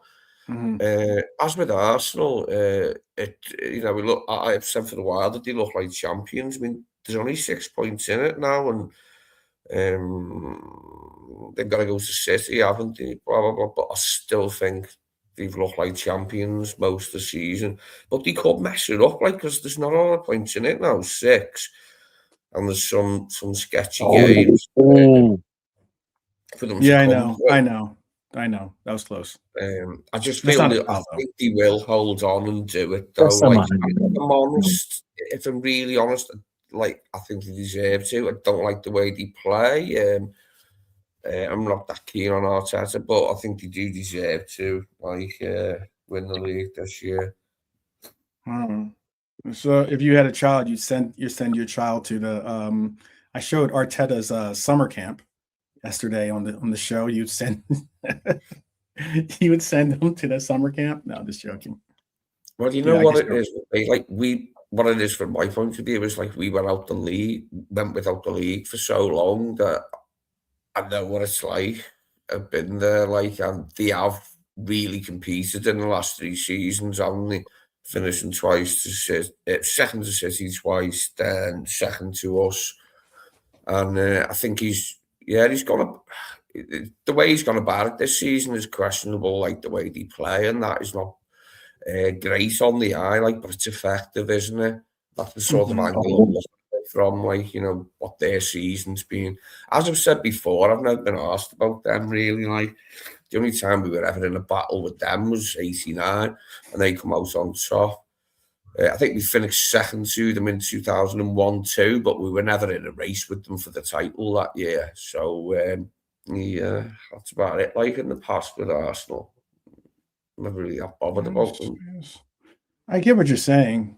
And I mean, like, they've always been more of like the bridesmaid rather than the actual bride, or whatever, however you mention that to be. Yeah, they've had like successful periods in like the 30s, the 50s, the 70s. Not so much in the 80s, although they did win the league in '89. But it's a club that wins trophies and has done, like, throughout its existence. But yeah, you've got the European thing, and again, it'd be 14 if they win, which doesn't bother me, like, doesn't stress me out. Yeah. So I'll ask the panel. Tell me in the chat too what you think. What would be more catastrophic to you in the sense of, like, I know you say I wouldn't be bothered either way, this and that. I mean, I understand that. But I'm just saying, and maybe catastrophic is too drastic of a word. But what would you? Which of the two would be? Which would be the lesser of two evils? Maybe you can maybe put it that way. Manchester United getting good again, becoming relevant again. Or Arsenal winning the league finally. Which would have been league? You're saying? Yeah, for me, I really don't care at this point if Arsenal win the league, and I just went on that little thing a minute ago about how they deserve it if they get it. If they do, I'm not asked who wins it that much this season, but I think I'm more favouring wanting Arsenal to win it than City, just because it's something different. I mean, it's been 20 odd years since they've won a title. It'll only be their 14th. It will embolden their fans more. I get that angle of it. Like, it just adds to the flavour, I suppose, of all the waffle. They've got to do something in Europe, though. Even if they do win the league, it's about time that they did something in Europe. Trudon says United for sure. They're unbearable. I think they are. I mean, you give them a 4-game win streak, and they think that they're, like, you know, basically contending for the league all of a sudden. Chelsea's the team I don't like from London. They're the team that I just have an almost pathological aversion to. Arsenal, not so much. Red Armchair Supporter says anyone but United. Yeah. That's proper take. How about for you, Nalante? JK's indisposed at the moment. Indisposed. Honestly, Jared Bowen, man, I wish he was at our club. Hey, I was called wild for suggesting that. Yeah, I've been saying that for a long time as well. No, he's a quality player, man. He's a quality player. I'm not saying he would be a starter for our team, but I think that he is. I would go as far as to say that he is like one notch above, like, a Chiesa in a sense, in my opinion. Yeah, because Chiesa's just not getting the game. Is Premier League proven. Yeah, it'll improve even more. Yeah, you could do a job like play certain games in and out. He's just a very quality player, man. But we're not. He's unfortunately he's not coming. He's not on our radar. Unless maybe West Ham. Yeah, I don't think we would come to our team regardless. Of West Ham. Even if West Ham were to get relegated, I think he's at the age that, you know, is anything but an age that we would a player that we go for. Trudon is asking, is Saka any better than Bowen? I would go as far as to say that this season for Saka has been a very, very, you know, subpar season for him. Yeah, he scored only, I think, I remember everyone's going, what? He's He scored has 4 goals, He has isn't it? 4 goals. He has 4 goals. And You know assist why is I know he what? has 4 4? goals? Because he has the same amount of goals as Salah. Yeah. But he How many? has less assists than Salah does. 2, isn't he? Was it 2 assists? That I don't know off the top of my head, but I know that it is less than Salah. Because I Okay. know I remember I had a Oh, graphic showing the different, like as in how, like, you know, they keep talking about how Saka is comparable to come on. Salah, and I'm just like, I don't know why we're having this conversation. One's at the end, one's, you know, getting towards the end of his career, and the other one is, you know, well, I would say well into the mid of his career. Yeah. So, who knows? Can Nuno make all of us happy? We'll see. We'll see. We'll see. It is 78th minute, 1-0, West Ham. But what is it for you, Man U or Arsenal? Which is the lesser of 2 evils? I guess United. Yeah, I guess I'll take United. Take Can't United. stand Arsenal. Yeah, because relevant again depends on if they're challenging for titles. If that's what you mean, depends what you mean by relevant. Challenging for titles, etc. Then yeah, definitely United. Relevant means, you know, taking possibly a spot from Champions League. Relevant means, you know, contending for trophies. That's relevant to me. Yeah, I guess United. Yeah. Old toilet. Yeah. Yeah. No, it United. is classic. Yeah, How yeah. like the 2 teams with the most trophies, United and Liverpool, Yeah. and the Okay. city's so close as well. I'll tell you this, you know, I get asked the question, oh, what made you a Liverpool fan? There's other reasons why that made me a Liverpool fan and the likes, but some might also say, oh, what's hard and what's made you like such a, you know, devout Liverpool fan and everything else. Manchester United did. And what I mean by that was the 90s were not easy. I hated United. Growing up, yeah. Having arguments with my friends. Hated United. Church, I couldn't stand him. No. I'll never call him.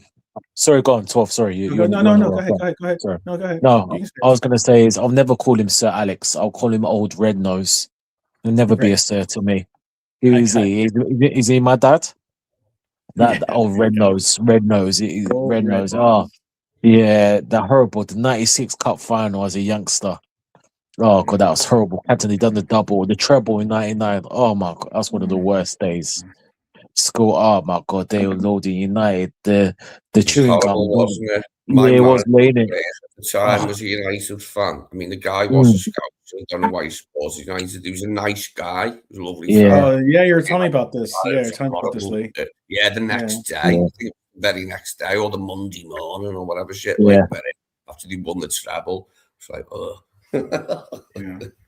It's weird. It's just because, you know, for me, it was like United. There was just so many people that liked United because they were good, you know, and that annoyed me too, you know. And I just the fact that they were good and everything else, and like, well, that was the bone of contention with a lot of United people about the way everyone supported Liverpool years ago because they were successful. Gary Neville said it himself. He said, like, you'd go into school and there'd be people with, like, Liverpool bags, you know, like the sports bag you'd have as a kid in school. There'd be too many people with Liverpool bags, he said. Yeah. Well, I mean, it's just, yeah. I started following this team in the 90s, so that wasn't the case for me, you know. That's my point. It wasn't like I was during the 80s. Yeah, I can understand that. But during the 90s, oh my gosh, there was more. You definitely had to, you know, ingratiate yourself with certain players and you know, and just exactly. You know, I heard about them. I came at the end. Barnes, etc. And then and then obviously from '92, I remember the last title in 1990, just about, and then '92, it all went downhill. My first kit was a candy kit, actually. No, That's cool. sorry, no, tell a lie. It was going to, but it was given to someone else. I was upset. I was upset. What was your first one? No, it was going to be Lee, but it was given to someone else because I misbehaved. I was so upset. I was upset. Oh my god! But so the Carlsberg one was the first one, the '92 one. There you go. I still have it. Yeah, and that was the run, unfortunately, of just mismanagement. Wasting players and expensive players, and just not getting it over the line. And then United kept on winning at that time. Yeah, it's just annoying. Yeah. Oh, that's one of my favourite West Ham results against United is when West Ham drew in London. Gave King Kenny the league, innit? I mean, what was dead funny was before we played Blackburn, all the United fans, and even Fergie said it. He said Liverpool won't even try in this game. And when we had a goal, then Barnsley stepped up with a bit of the old magic. They got. And they had to eat their words, got with the title at the same time. Which is a beautiful feeling, isn't it? Oh, boy, too. Well, let's talk about a little bit about what the coach has to say. Because I do have the coach's corner. I know that might ruffle some feathers. Yeah. But, my Lord. Go for it. All right. Basically, all right, let's just get into it. Well, the first thing is all about what he had to say. And one of the things he brought up was we have to be close to perfect. Slot admitted Liverpool margin of error is basically gone. But because being 4 or 5 points behind a team near the bottom is one thing, those teams drop points. But being 4 or 5 points to teams in 3rd, 4th, or 5th place, they keep normally winning, or at least make it difficult because you have to pick up some type of pace and the likes against them. So, seeing if this is going to be a card or not. But we need a run, basically. And he even referenced the emotional swing from Sunday. He said 7 minutes before the end, Liverpool thought they were 5 points behind. Then 5 minutes later, they were, obviously it was more than that, and it tells you a lot about the margins. Then he also spoke on about players responding, even if results aren't. And Slot actually defended his squad strongly with this statement, in that he said, despite setbacks, despite injuries, despite the late goals, we had 4 of them, by the way, the players keep showing up every 3 days with good performances. His claim, not mine, but his claim. And there have only been 3 halves all seasons. This is his claim too, that there have only been 3 halves all season where Liverpool were clearly second best. He said that in Crystal Palace, Manchester City, and part of Arsenal away are the 3 halves this season where we have been less than stellar. Yeah, okay. Liverpool were either equal or better than those teams, and his performance level might be in question to some, but he says the results are unacceptable and that the gap is what drives this entire crisis, obviously. He also said, there's a lot. How many points do I have? I have 9 points. I'm not going to go through all of them, because some of them eventually they start to say exactly what Ardo says. Some of it's just a lot of waffle. They said Sunderland are not a bounce back fixture. He said luck versus responsibility, which is possibly the most honest mention in this entire press conference. He also spoke about the dressing room and how it knows standards aren't being met. And he also spoke on that this has been his toughest season by a mile. He says he's not used to losing multiple games. He's not used to dropping points regularly. He's not used to managing a team under this level of pressure. And I get that. I get some of the statements, but with the fitness levels and the ability to play every 3 days and overall performance, but that's if you want to manage a team like Liverpool, you have to be prepared for rough spells and how to get through them. He says he hasn't changed who he is. He says he's adapted certain things, which any manager will do, but he hasn't fundamentally changed his approach or personality. And he also said that Champions League is a non-negotiable. He said why Champions League matters is because it's more than just pride. It's about the ability to recruit, the budget, the squad building. All of that is meaningful to him and this club. And I'll ask you, what does this press conference say to you? Does it say that this is the coach that is, flustered and or does it say that is it a coach making excuses? Is it a coach that that you believe does have some type of idea for how to get out of this? He is ruffled. He's feeling it more and more now. But I think he does still believe in his own ability to get us into the Champions League. He's saying that about it being unacceptable if we don't qualify. And, I think he does believe that he still can do it. We had that 6-0 win. Okay, really Carabao, 4-1 over Newcastle. And then the City game, a lot of people are saying it was worse than it was, I feel. It was a game that we were close to winning, close to putting to bed a couple of times. We just didn't do it. And they are a good team. They're not at their best. They're not the City they were a couple of seasons ago, but they're still a good team with, innumerable great players who can make a difference. And we lost the game. So I can see why he's saying, we'll still do it. Because the last 3 performances haven't been that bad, have they? Carabao, Newcastle, and then City. It's just going to be tough. It's uphill for us now to qualify.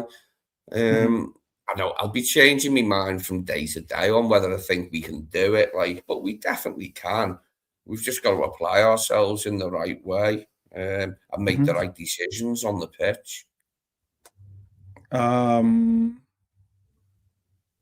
thought Adama Toure was suspended. He didn't get a major suspension for that outburst. Oh, that little push thing he did. Yeah. That's what I thought. Maybe 3 games or something, no? That would have been a 3-game suspension, I would think, at least. He tossed him into the stands. They're still waiting for him to come down, I thought. I haven't seen it yet.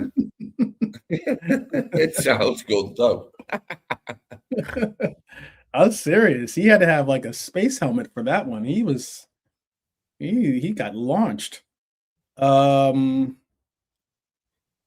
wanted him at Liverpool under Klopp. I think he would have done good for us.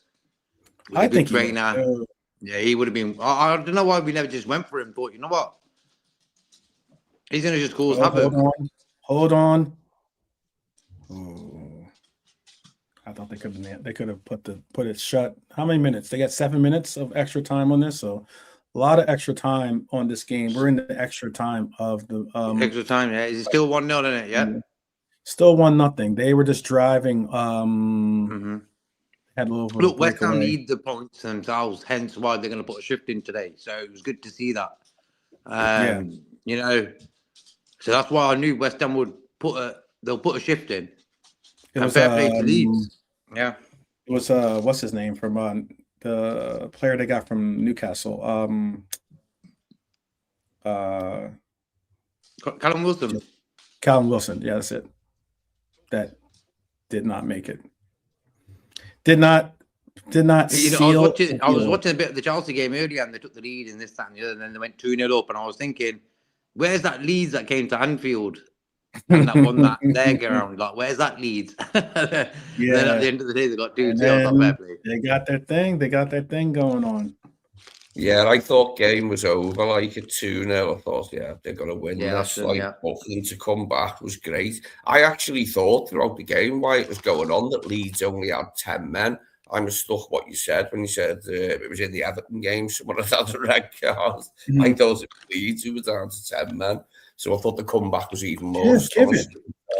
It's a good comeback, like, and it's really. Oh, it's got to be a goal. Oh, West Ham. Yeah.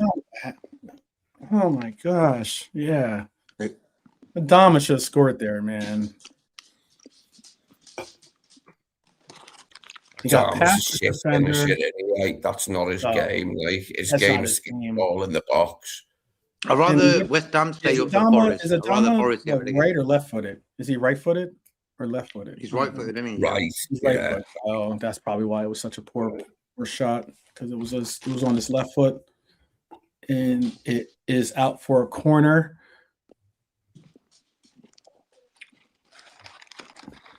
We're seeing little Arsenal tactics here. There has been far too much good On news of Man United, hasn't there? So hopefully this can be an end to that for the time being. Yeah. We'll see. 94th minute coming up right now. 3 minutes left in stoppage time. Whew. Look, I don't know about what our coach. Oh my goodness, they almost scored. United. Oof. That was close. I was unlucky. Yeah, that was very unlucky. Yeah. Very, very unlucky. I'll try to tell you what happened. Good header.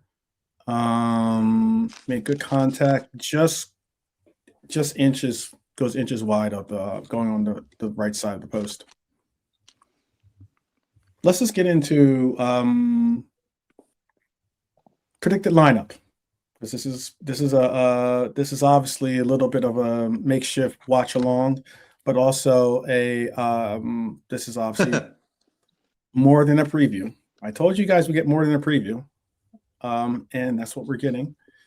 And lineups. I think that what is sad about this lineup is that it almost is the most predictable lineup. I think Arne Slot becomes so utterly predictable with his lineups that I think that we could. Okay, Callum Wilson, you've got to be kidding me, dude. He's all sides, but Callum Wilson, what are you doing? 1-on-1 with the goalkeeper. Should have stayed on side. He could have stayed on side, yeah. Why, just hold back your run. Golden, but what's wrong with him, man? It was an interesting one. I'm going to West Ham after Newcastle won it. Like, injuries have done him in a bit, like, but he knows where the goal is, like, and always has. Better in some situations than others, like, but yeah. Oh, he might have lost those directions when he moved to West Ham, because I know he was all sides, but he still should have scored. It should be over now, shouldn't it? Soon. Nope. 2 minutes. It's 1-1. Okay. Oh. It's 1-1. Wow. Yep. I saw Kurgan say he did do a little bit of a spoiler because he's ahead of me. But I saw the FFS. West Ham. No, about 10 minutes ago, I thought this would be 1-1. The last 10 minutes since I thought, yeah, this is going to end 1-0. Let's go with the goal. Bastard. The risk 1-0, man. You're never safe at one. That's the problem. What a rotter. Yeah, there's no doubt about it. Get a good finish, but you need to get in front of your marker. You need to get there before him. Yeah. Looking at it in a positive basically way, just got you only get a point. I'll tell you the truth. You know what? Like, as in West Ham could have had this game already sealed up, though. Yep. Yep. I mean, Callum Wilson, like Delonte says, stays on side. Yeah, He's one-on-one with the goalkeeper, and he should still be able to finish that. it's still a tall order to get a win over a buoyant Man United for him tonight. So So if he gets a draw, which we think is a draw for, I'll be made up. Oh, Charlie's on. Come on. We'll see. Oh, what is he doing now? Oh, just go forward. Oh my gosh, just go forward, Tom. Thank you. I'm on it. That's it. Dribbling mug. Oh, that's it.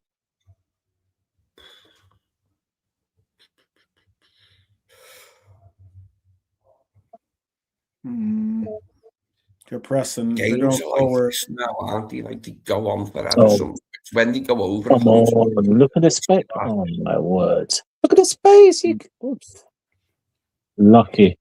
Callum Wilson's a bum, maybe so. But he's a certain level. I think when he emerged in the Bournemouth side, him and Josh King's partnership, like scores a lot of goals, like and look really tidy at times, like in doing it. But injuries in it with Wilson, injuries like put a stop on. He got capped though. I think he got capped for England. Like.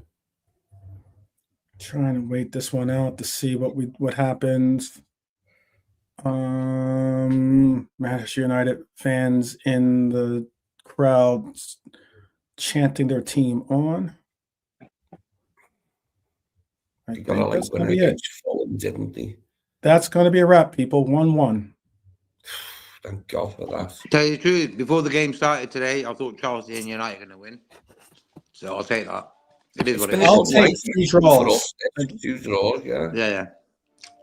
2 draws. We've got to do our job. Yeah, you know. Exactly, Nanante. Tomorrow we can't mess about. We can't mess about at all. We have to come out with not only like from the very gate, like very first minute, we have to be on our best behavior. I want us to be smart about tomorrow's game. That like Sunderland, I'm sure, will smell a bit of blood after getting the draw at Anfield and seeing the way like that we haven't been. So we've got to use that against them. But if will we? Tomorrow, it would mean that we are. We would be 6. Still 6. We would still be 6. But I'm just doing the math. We'd be 2 points. Off. 2 points off of 5th place and 3 points off of 4th place. So we would still need to see, and we still we have to still play Chelsea, right? We have to go to Manchester United or go to Old Toilet, but we have to still play Chelsea, I believe, right? Chelsea, United, and Villa. We all played them in the last couple of games. So last 4 games, 3 out of 4. Yeah, that's a horrible one. It seems like ages ago now, doesn't it? Yeah. Yeah. United still unbeaten. Oh, great. Jeez. Chelsea's the 3rd week from the end of the season, so yeah. I mean, we do. You know, what's your predicted 11 for this? Hey, and also I will say this: would I've liked to have seen them lose, obviously, but I'll take a draw. Points, we all know what draws can do to a season. They're points that you don't want to give up. Yeah. That for Manchester United today was them clawing back to get something from the result. But puts a stop to the winning run, though, doesn't it? Like, yeah, but it's still unbeaten, man. I mean, it's a decent point, to be fair.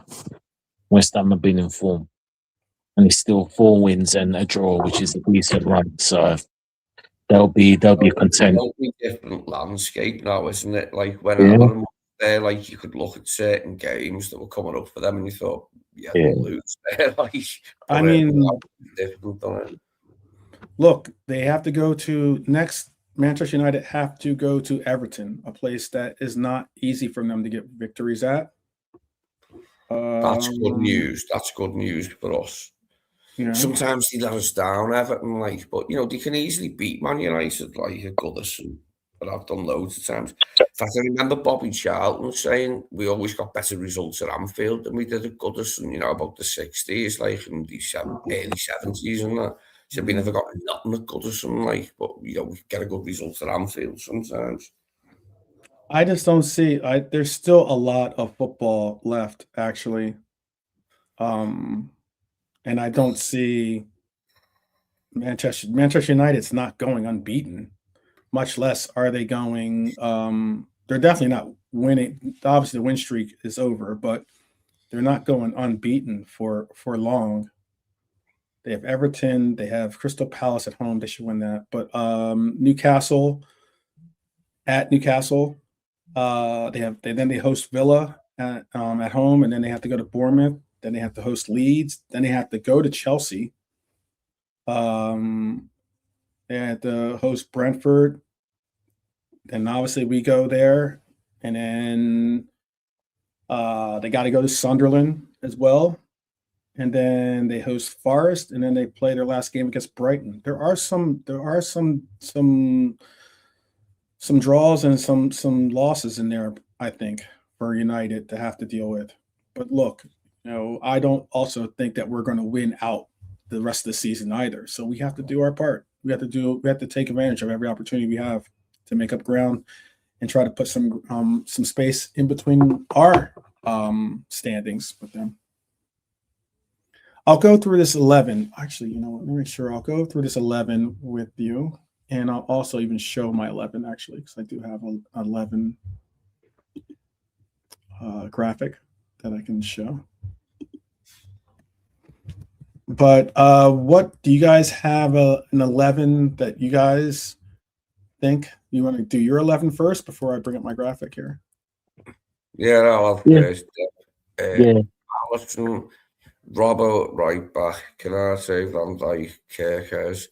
Tracy in the middle, Norman Lee in the midfield. Yeah, I said Gravenberch then. Sorry, guys, instead of Gravenberch. Totally different players.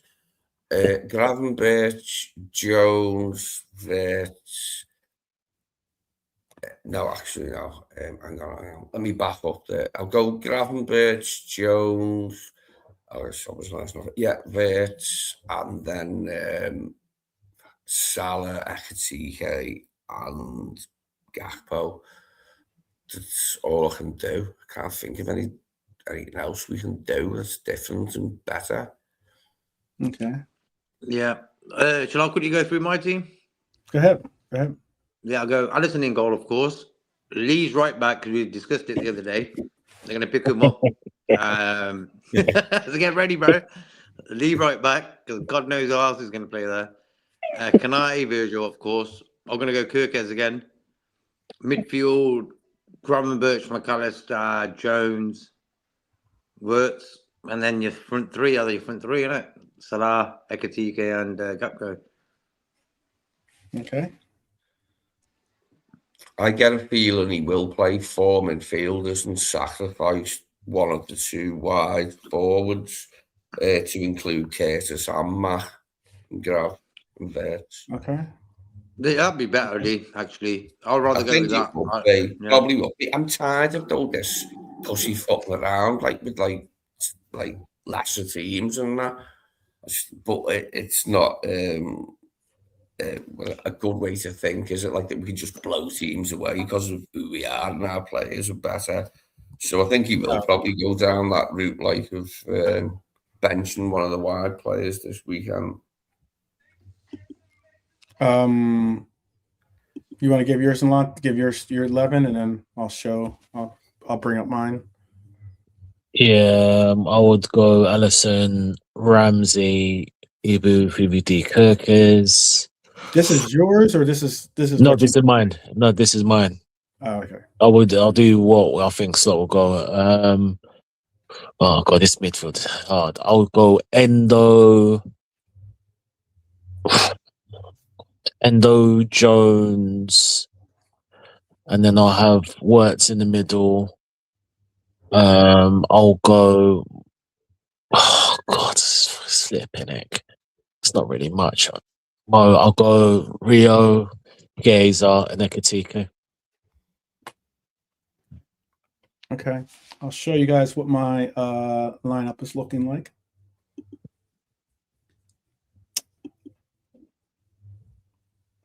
I think this is probably what you're going to see. Oh, you think you play Robbo? I think so. There's a large part. I think that considering not that play not that almost Kirk, attacking side. not that Kirk has no, sorry, Lee, I was going to say not that a key player like Kirk hasn't been playing well. I think he has been playing well. I think he expelled a lot of energy in that last game. We've spoken about how difficult it is to have players play a lot, like 3-game turnovers, and if considering that we do have some type of rotation, and the rotation isn't something like going from a starter to another player that could start. I think that you utilize that, you utilize the opportunity to make it happen. And if you're trying to get some type of response, or maybe some type of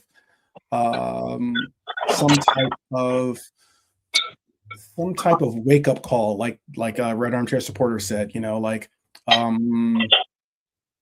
you call on your vets, you call on your veterans to get some type of a performance out of them, from because there's no guarantee that Robbo would start against Brighton, to be honest with you, in the FA Cup game. So yeah, you try to get something and on top of that, you probably would want to utilize Kirkez in the Brighton game, considering that the wingers for Brighton, I think, are more rapid than the wingers are for Sunderland. Not saying that the wingers for Sunderland are slow. I'm just saying that I just think that Brighton's has a little bit more of firepower up front than Sunderland does on the wings. But you never know. They are quite different, the styles of play, like Brighton and Sunderland. It'd be interesting to see what he thinks about, the starting lineup, like when it's announced tomorrow. Whether we try and, score goals. You know what it is with him at the moment. It's probably going to be like a more defensive thing, isn't it? Like with him probably tomorrow after the blow of losing to City. We'll have to wait and see. Yeah. Go ahead. Yeah, it's just like Arto, he said he'll play 3 at the back, Kirkes, Virgil and Ibu. I'd like to know how we'd play the rest of the team, innit? So if you can put it in the chat, that'd be cool. I don't know if I would put Kirkes in as the third. If you had Robbo there, maybe, because he's played a center half role before in a back 3, but I don't know. But I think Kirkes is a bit more. He can cover ground quicker than Robertson. Oh no, no doubt. I'm not disputing that at all. No doubt. I just think of Kirkes more as a wing back as opposed to a center back. A center back. So. No, I've been thinking about this quite a bit, about our right-back problem for the Sunderland game. And the more I think about it, the more I'm convinced that Robbo will probably be the best option, because he's a full-back. Okay, he's not his right foot isn't his strongest, but he can use it. You know what I mean? I think I'd rather see him there tomorrow. I wouldn't mind that either. If that was the case. Yeah, he knows how to play and compete and how to think as a fullback. Okay, he's on his right foot, but I think when you weigh up the checks and balances of the whole thing, it's probably the best decision, I think, is to give him a chance at that. I don't think it'll happen. I don't think it'll happen. I don't think it will. But I would say that Robbo at right back, I'm okay. I've suggested that earlier. I suggested that earlier this year. When we had the initial right back, situation when Frimpong and Bradley were both injured in the start of this season. But yeah, we have a right back on the pitch on the squad. Our coach did some absolute verbal gymnastics to get around answering the question. Talking about protecting players. I don't know what that even means, really. How are you protecting players by playing them out of position? That doesn't make any sense to me. If you don't have to, at least. We obviously saw that protecting these players didn't necessarily work out to our advantage. But that's the team I have. I think a lot of the only question marks you would probably have on here, I think Gakpo is going to start. I know a lot of people do not like Gakpo as a starter. I saw a graphic. I think I shared it with Lee, but maybe even JK. But no, he showed it to me. Yeah, we looked Okay. at that last night, didn't we? Yeah, it wasn't good reading. It wasn't good reading from Cody's perspective, was it? Not at all. Maybe a Not at show all. like to start Rio or Chiesa instead, but I don't think either of these things will happen. Like you said, Slot's got his favourites, hasn't he? And for that position right now, Cody is the favourite. Scott, I think Slot looks at it as a situation where if he's going to die on that hill, then he's going to go down fighting the way that he believes is the most prudent, and that apparently is with Gakpo in our front line, despite the fact that it has not been an easy one. Big up, Jimmy. Big up, Jimmy. Yeah, no, Jimmy. Have a good one, Jimbo. Jimbo. Son, Jimmy Duggan. There you go. Walking along, singing a song, walking in a wonderland. Do you know what though? It's been he could be. Isn't it? Forward, hasn't it? Like for Gakpo and Mo, slightly different. Like the perception of their seasons because who they are and their profiles as players. But that's the one place in the team, like where, mate, I'd love to play for Liverpool, but I don't think I would have wanted to play for Liverpool this season on the wing. I just recognized that, actually. I wonder if Jimmy, are you a former WWE? There's someone in there. I remember there was a Hacksaw Jim Duggan. Spells his last name the same way too. Yeah. He was the guy. Hacksaw Jim Duggan was the guy. Yeah,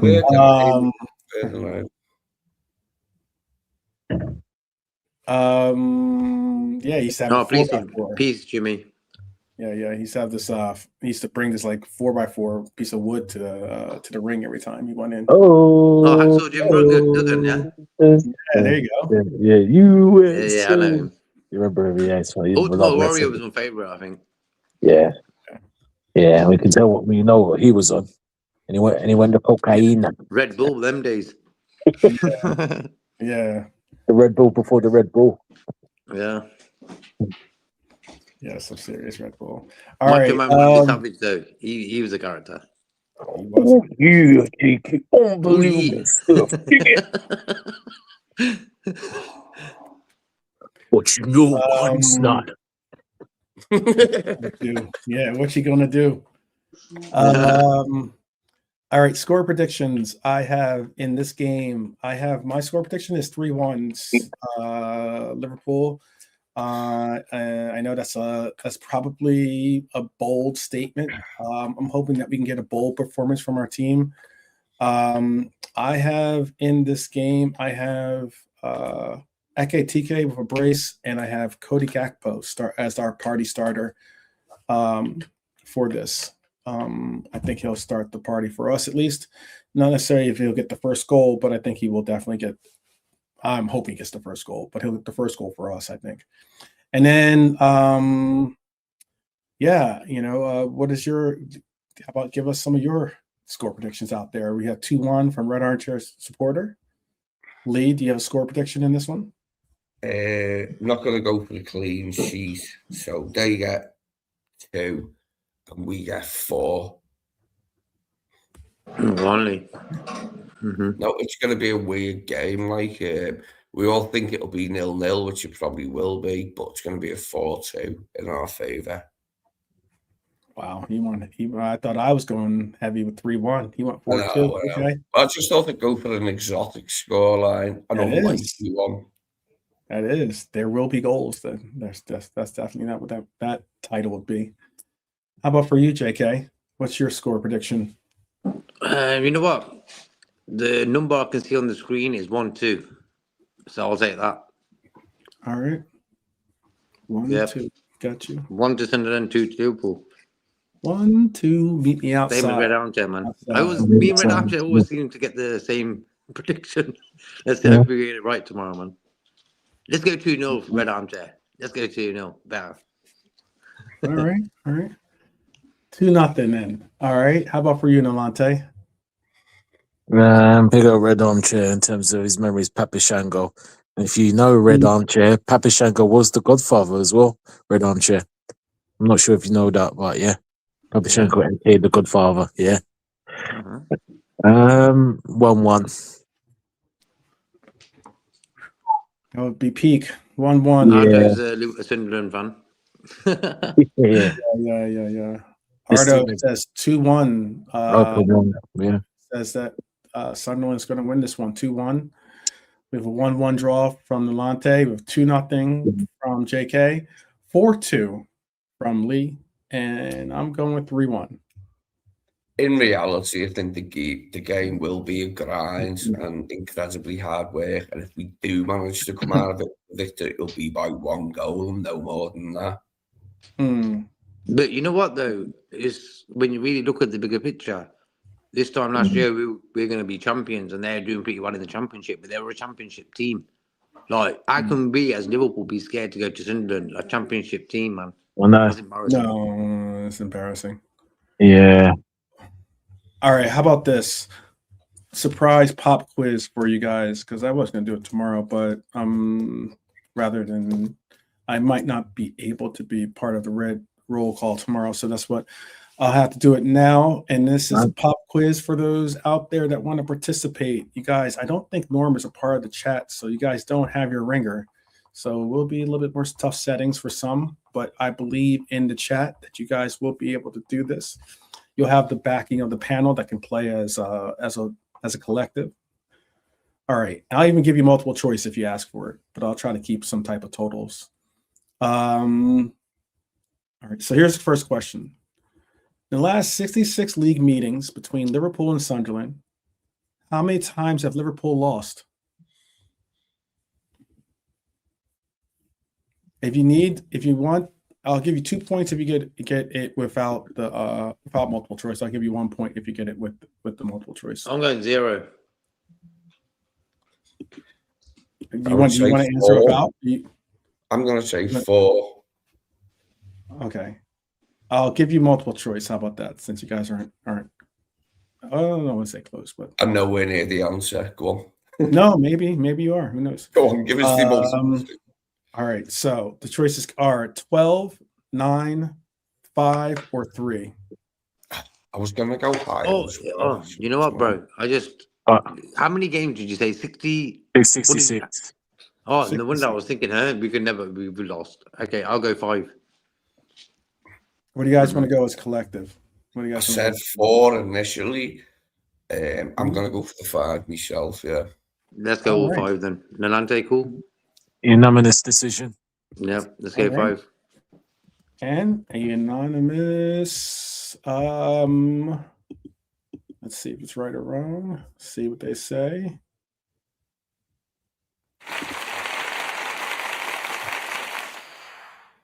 You are correct. 5. 5 alive. Big up, JK. Yep. They've only lost 5 times. There you go. 66 meetings. There you go. We're winning now, Christian Doa in the chat. We're going to win now because of that. Yeah, you never know. I see Christian. And Christian to have a smile on his face tomorrow, but I doubt he will anyway, even if we do win. Yeah. No, because the man in charge, yeah. Yes, it is. Ardo 5. Yes, it is. All right. Question 2. What is Liverpool's record in the 33 Premier League meetings? What is their record? Like, as in, how many wins do they have? I'll just ask you that. How many wins do they have in their 33 Premier League meetings? We played Sunderland 33 Because the times. 66 Premier is League era. 66.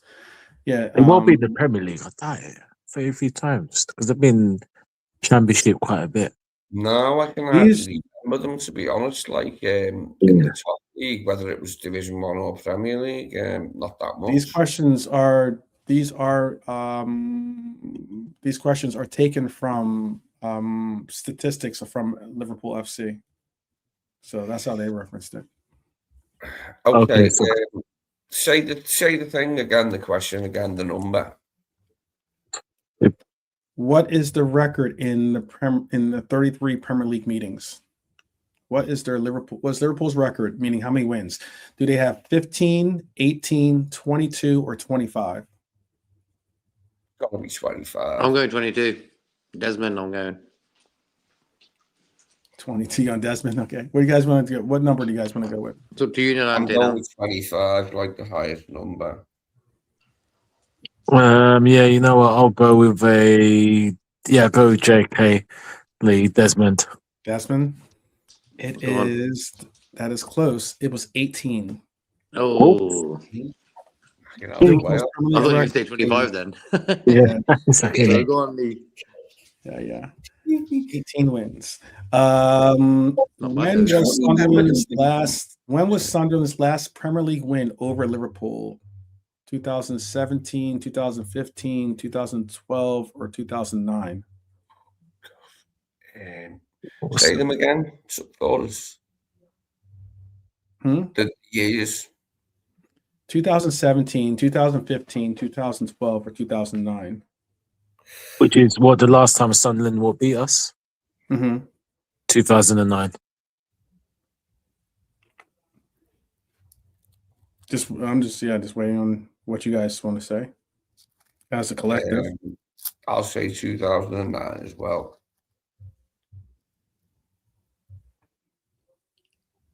I know that last meet I had to double check because I'll go 2009. 2009. It would be D 2000 or it would be 2012. Excuse me, C 2012 is the last time. Oh, We lost- 2000. 2012 we lost 1-0 in March of 2012. 2011 because of the 12 season, is it? Okay. Oh, okay. And it was at the Theater of Lights. Stadium of Light. Yeah. Stadium Lights. Theater Lights, Stadium Lights. That's right. So, all right, how about this? How many league defeats have Liverpool suffered in their last 32 visits to Sunderland? Is it 7, 5, 3, or 1? 32 visits. Yeah. 5. 32 visits, yep.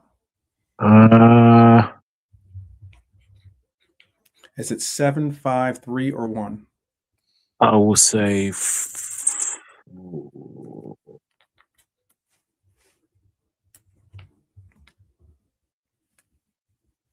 This guys is a collective, so you can use the chat if you need to call a friend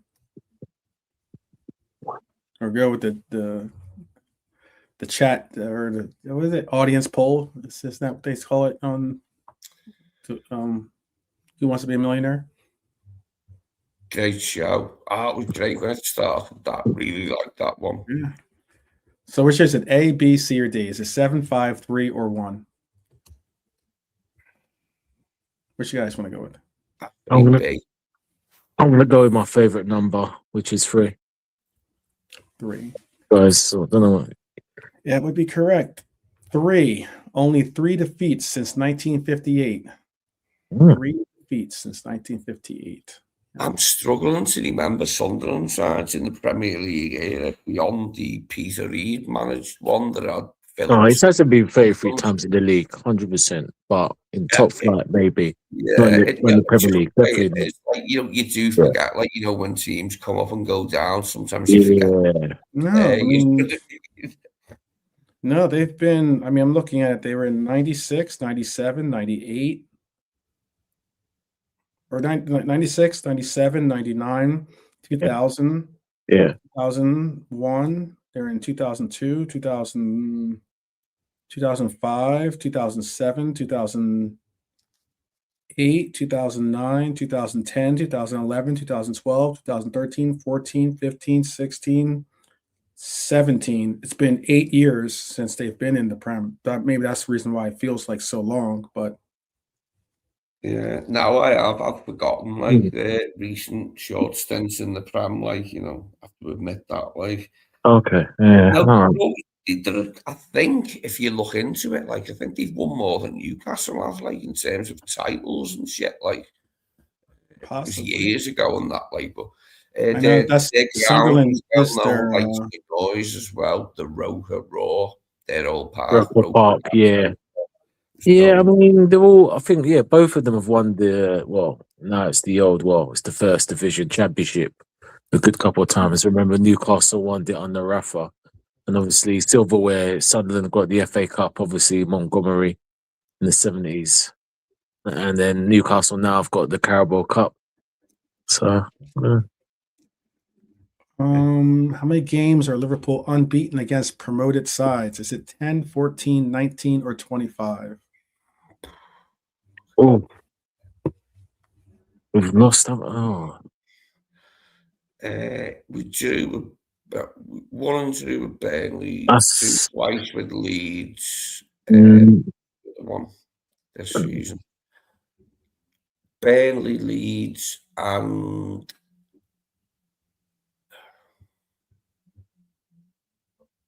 So is it 10, 14, 19, or 25?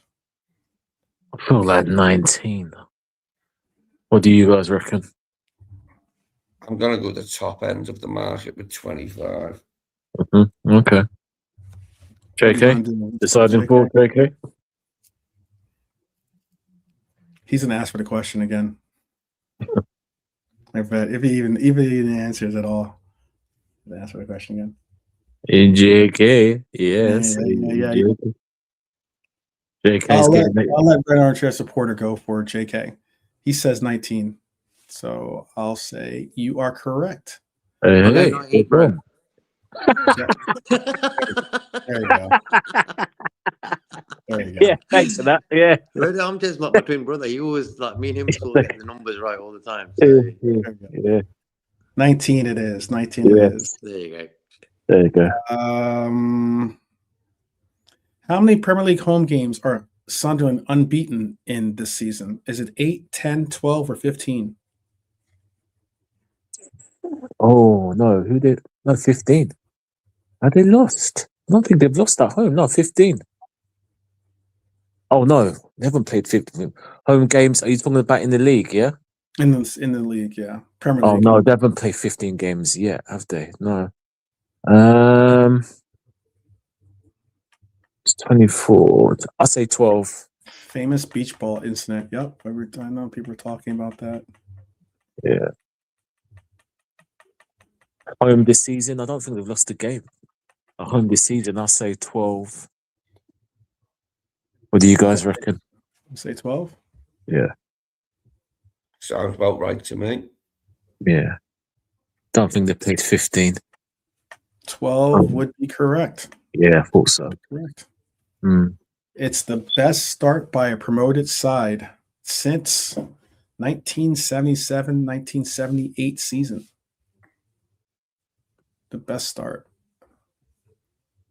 Do you know the team that had that 1977-78 start as a promoted side? Forest. Yes, that would be correct. Go on, Lee. That's it, Lee. Go on, Lee. Mastermind, Lee. Everyone who wants to be in the air, you got to phone a friend. I'm ringing Lee. Yeah. Won the league the very next season. Won the Just- league the very next season. Then won the European Cup the season after. Yeah. Then won the European Cup the season after that. And then faded away and won fuck all. And got relegated before Brian Clough finally. See, now he's just flexing. Now you're just showing off. I got you. All right. How many midweek Premier League games have Liverpool lost in their 28? They've had 28 midweek Premier League games. Jeez. How many of them have they lost? I'll give it to you. 5, 3, 2, or 1. 5. 5, 3, 2, or 1. Yeah, I'll go. Okay, I'll go feeling for 5 as well. You want to go 5? What do you think? Or is that the answer? I'm sorry. Is that the collective? Lee, 5? What was the question? It was onnotas win tomorrow. machen 4. Pfund. Beat. You can be ready for the Liverpool coach when he pick you up. Sorry, it was Beats. How many midweek Premier League games have Liverpool lost in their last 28? So they've had 28 midweek games in the Premier League. How many times have they lost? 5, 3, 2, or 1? Yeah, I 5, don't 3, remember 2, or 1. disappointed very often under the floodlights, so I'm going to go low with me gas here and say 2. What do you guys want to go as collective? I've gone 5. 5. Red Armchair Supporter went 5. Nalante? Yeah, I'll go 5. I'm waiting up. I'll wait for Ardo for a second because he's. I think Ardo is behind us because he's answering, but he's answering after we already done the question. Nice, it's not like he's answering. Yeah, and he's putting in some are right, some are wrong. So it's not like he's trying to cheat or anything. I'm not calling him a cheater at all. I'm just saying.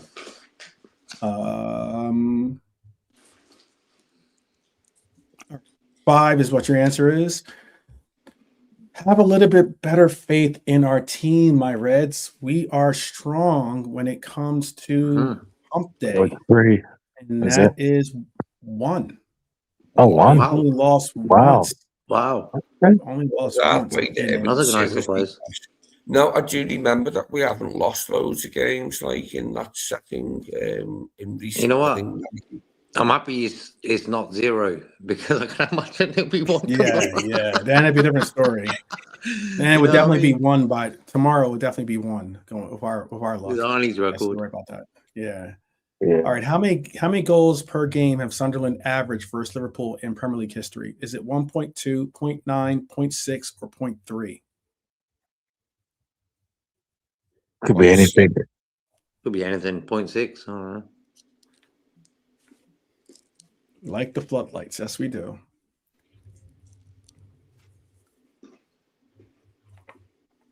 Red Armchair Supporter says 0.6. I'll go on 0.6. 0.6. 0.6 is the the answer. Sound good? 0.6? I'll say 1.9, but let's see. Lee and JK. 0.6 is 0.6. Okay. That is. 33 million. Good guess. Yeah. It's pointing something. It's pointing something. How many clean sheets have Liverpool kept in their last 25 visits to Sunderland? Ooh. 25 visits to Sunderland. How many of them have been clean sheets? It depends if they went out the night before, innit? Yeah, on the bender. And Lee was with them, and Lee didn't pick up his phone. Right, there you go. How many clean sheets have Liverpool kept in their last 25 visits? Is it 8, 12, 16, or 20? I'm going 16. 12 for me. Actually, I'll go 12. Nalante's choice, yeah. It's gotta be 8. Gotta be 8 for me. Oh, God. You don't 8 to be 8. You only picked 8 because Gerard's been by. Yeah. Okay, let's go 8, Lee. Let's go 8. It is 16. Oh, my first time. 16. You were right in the first place. Always go with your gut. He stuck to me straight away, like 16, yeah. 16 birthdays. 16. Bye-bye. Red Armchair. All right. In this game coming up, Ali could reach a milestone in this match. Is it 200 Premier League games, 225 Premier League games, 250 Premier League games, or 300 Premier League games? What was the first number again, bro? Is it 200, 225, 250, or 300? I'm going 225. What do you guys want to guess? Yeah, I'll agree with JK there. I'll err on the side of 225. caution this time. 225. 225. Nolante? I'll go with what you guys decided. 225. 225 then. So Ardo has it correct. It was 250. This will be the 250th Premier Wow, League that's gone game if quick. Ali gets the start. Yeah. 250th Wow. Premier League game. That's a lot of Our games. number one. Yeah. It's Yeah, mad, quite isn't it, when you number think about one. it? 6 games, yeah. Yeah. 7. How many times in the Premier League have Liverpool failed to win both fixtures for Sunderland in a season? It's obviously not happened this season, but or no, it could happen. Oh shoot, it could happen actually. Is this in the Premier I just League era? Don't jinx it. Yeah, I know. How many times in the Premier Don't League? think I do I that, know. bro. I take it back. I'm not going wood here. But how many times in the Premier League have Liverpool failed to win both fixtures versus Sunderland in a season? Is it 6, 5, 4, or 3? 3. Right. Go with 3. That would be correct. Mhm. Only 3 seasons. Only 3 And that's the seasons. first right answer they've got, like, in at least the last 5 questions. Yeah, there you go. All right. Let's see. Last question before the big final Jeopardy question, I guess, or whatever you want to call it. But how many of Liverpool's last 44 trips have they failed to score? How many times have Liverpool had 44 in their 44 trips? How many of Liverpool's last 44 trips have they failed to score? At Sunderland, yeah. I think this is just in general. All right. How many times in the last 4 9. away games have we not Mhm. scored? Is it 10, 8, 5, or 2? 5. 8. 5. Okay. It looks like 5 is the answer, and 5 is the correct answer. Oh, go on. Oh, Go. boom. No. All right. It's kind of like a rapid fire final question. Who scored Liverpool's goal the last time they played at Sunderland in 2017? Okay, I know this, I think. Suarez.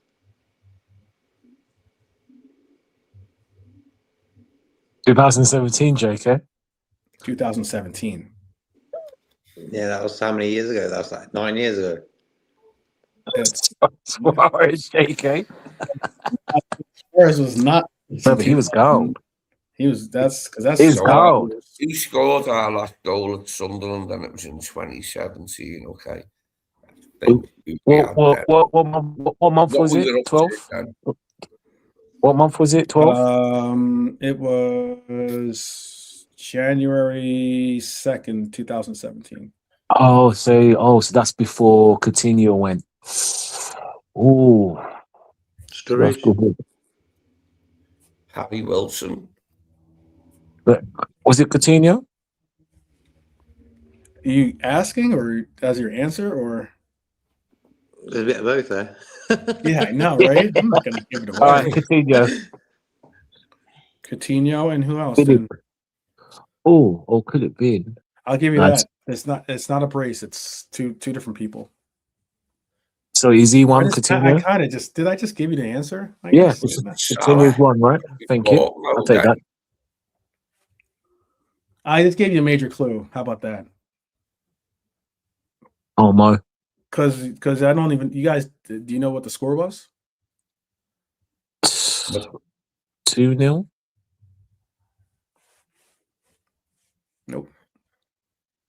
Could have been Mane too, because we have Mane and Salah then. Could have been Origi. Could have been Firmino. Could have been Chamberlain at that point in time. Yeah. Was it for 3-1? I'll give you the entire. I'm gonna give you the. I'll give you guys a major hint. I'll give you guys the lineup for that game, at least, or not lineup who played. But I'll give you who went on the trip. Kevin Stewart. What was his name? Ovi Iaria. I think it's something like that. I remember him. Yeah. Trent Alexander-Arnold, Karius, Lucas went, Divock went, Moreno went, and then also obviously Mignolet was. I'll just give you the Mignolet was the goalkeeper at that time, but Klein, Lovren, Clavin, Milner, Ginny. Clavin, wasn't it? Was it Clavin who scored the goal, or Klein? Emery, Lallana, Mane, Sturridge, and Bobby were all the players that were involved in that game. I can't remember it at all. Struggling to remember. I give you the hint that it was 2-2 was the result in that game. Oh no! Did you say no? You didn't. You didn't mention Lallana, did you? He did just then, yeah. Oh, he didn't. Okay, he wasn't. Wait, who did you say? Lallana, he wasn't in this. Lallana? Yeah, I said Lallana. Oh, Lallana, did he as a scorer? Oh, I'm not saying if he scored. I just said he was part of the roster or part of the. He's part of the team at that time. That was when we were only allowed 7 on the bench, so it was like 18 players. Wow, this one's got people stumped. Ardo's just thrown out Endo and just left it at that. I've already given you the hint. It was a 2-2 draw that we had the last time we went to. Desmond was in the house the last time we went to Stadium Flights. Who scored in that game? Who were the goal scorers? For us, at least. I would say Lallana, definitely. I reckon he got one out of that lineup. Divock. Okay. So you're going. You said earlier. You said Coutinho. I don't even think Coutinho was on that team, is it? I know. I didn't sort of first like that it was a lesser game and we were resting people. I was thinking of like who our first team was at that point. Yeah. I don't think Coutinho was part of that team. Yeah. So, who you guys going with as scorers? Just need 2 names. That's all. This guy. I've only got one for you. It's Lallana. Lallana, and then who else did you say? Who did you say first? Sturridge? I did say Divock, which is a bit obvious, okay. but I think it'd be someone weirder, someone that you wouldn't imagine. So, who could it be? Darwin Núñez. Endo and Clavin. Arthur's going with. All right, I'll give you. I will give you the answer. I'm going to give you the answer. The answer is Daniel Sturridge and Sadio Mane. Oh, go on. The A team. I was thinking about the A team there, like, so it was the A team. Yeah. Daniel Sturridge scored the first goal, then Defoe tied it up. Then Mane scored midway through the second half at 72nd minute. We're up 2-1. We thought we had it in the bag. But Lucas Leiva got hurt in that game. And then shortly after, we saw Mane get a yellow. We saw Lallana get a yellow. And then Defoe scored his brace. Oh, yeah. We've got to win tomorrow. Just look at that. Defoe had double. Yeah. By the way, both of those goals that Defoe scored were both penalty goals, by the way. Penalties. Oh, God. Oh, yeah. That guy, didn't he? Like, I actually like Shane Defoe. I like the way he operated his little guy thing, like little guy goal scorer thing was great, wasn't it? Like, he really was a fucking good forward, like Defoe. Good baller. All right, so that's that. We got your scores. good try for the final question. You guys did though do really well in the main portion of the pop quiz, so I'll give you guys credit. I will give you an A as Go well. on. We're There you winning go. tomorrow now. There you The go. first 3 are up top. Lee's playing anyway, Yeah, right back, but the chat was with you though. They were on Yeah. point as well, but they normally are. so we don't tell Yeah, big up armchair. Oh, Tom.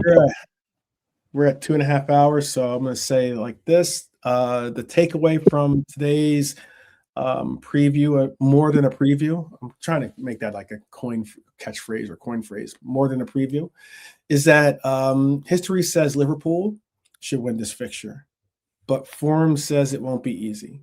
So Sunderland's home record this season says this might be one of the most dangerous on paper favorable matches Liverpool will play all season.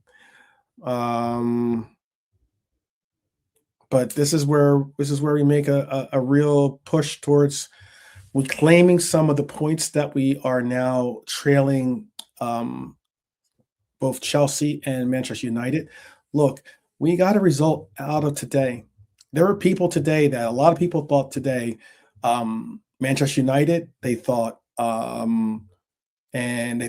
Chelsea, but they especially thought probably Manchester United were going to get wins in the fixtures that they had, and it maybe brought them back down to reality a little bit. But now we have to do our part, and that is win tomorrow.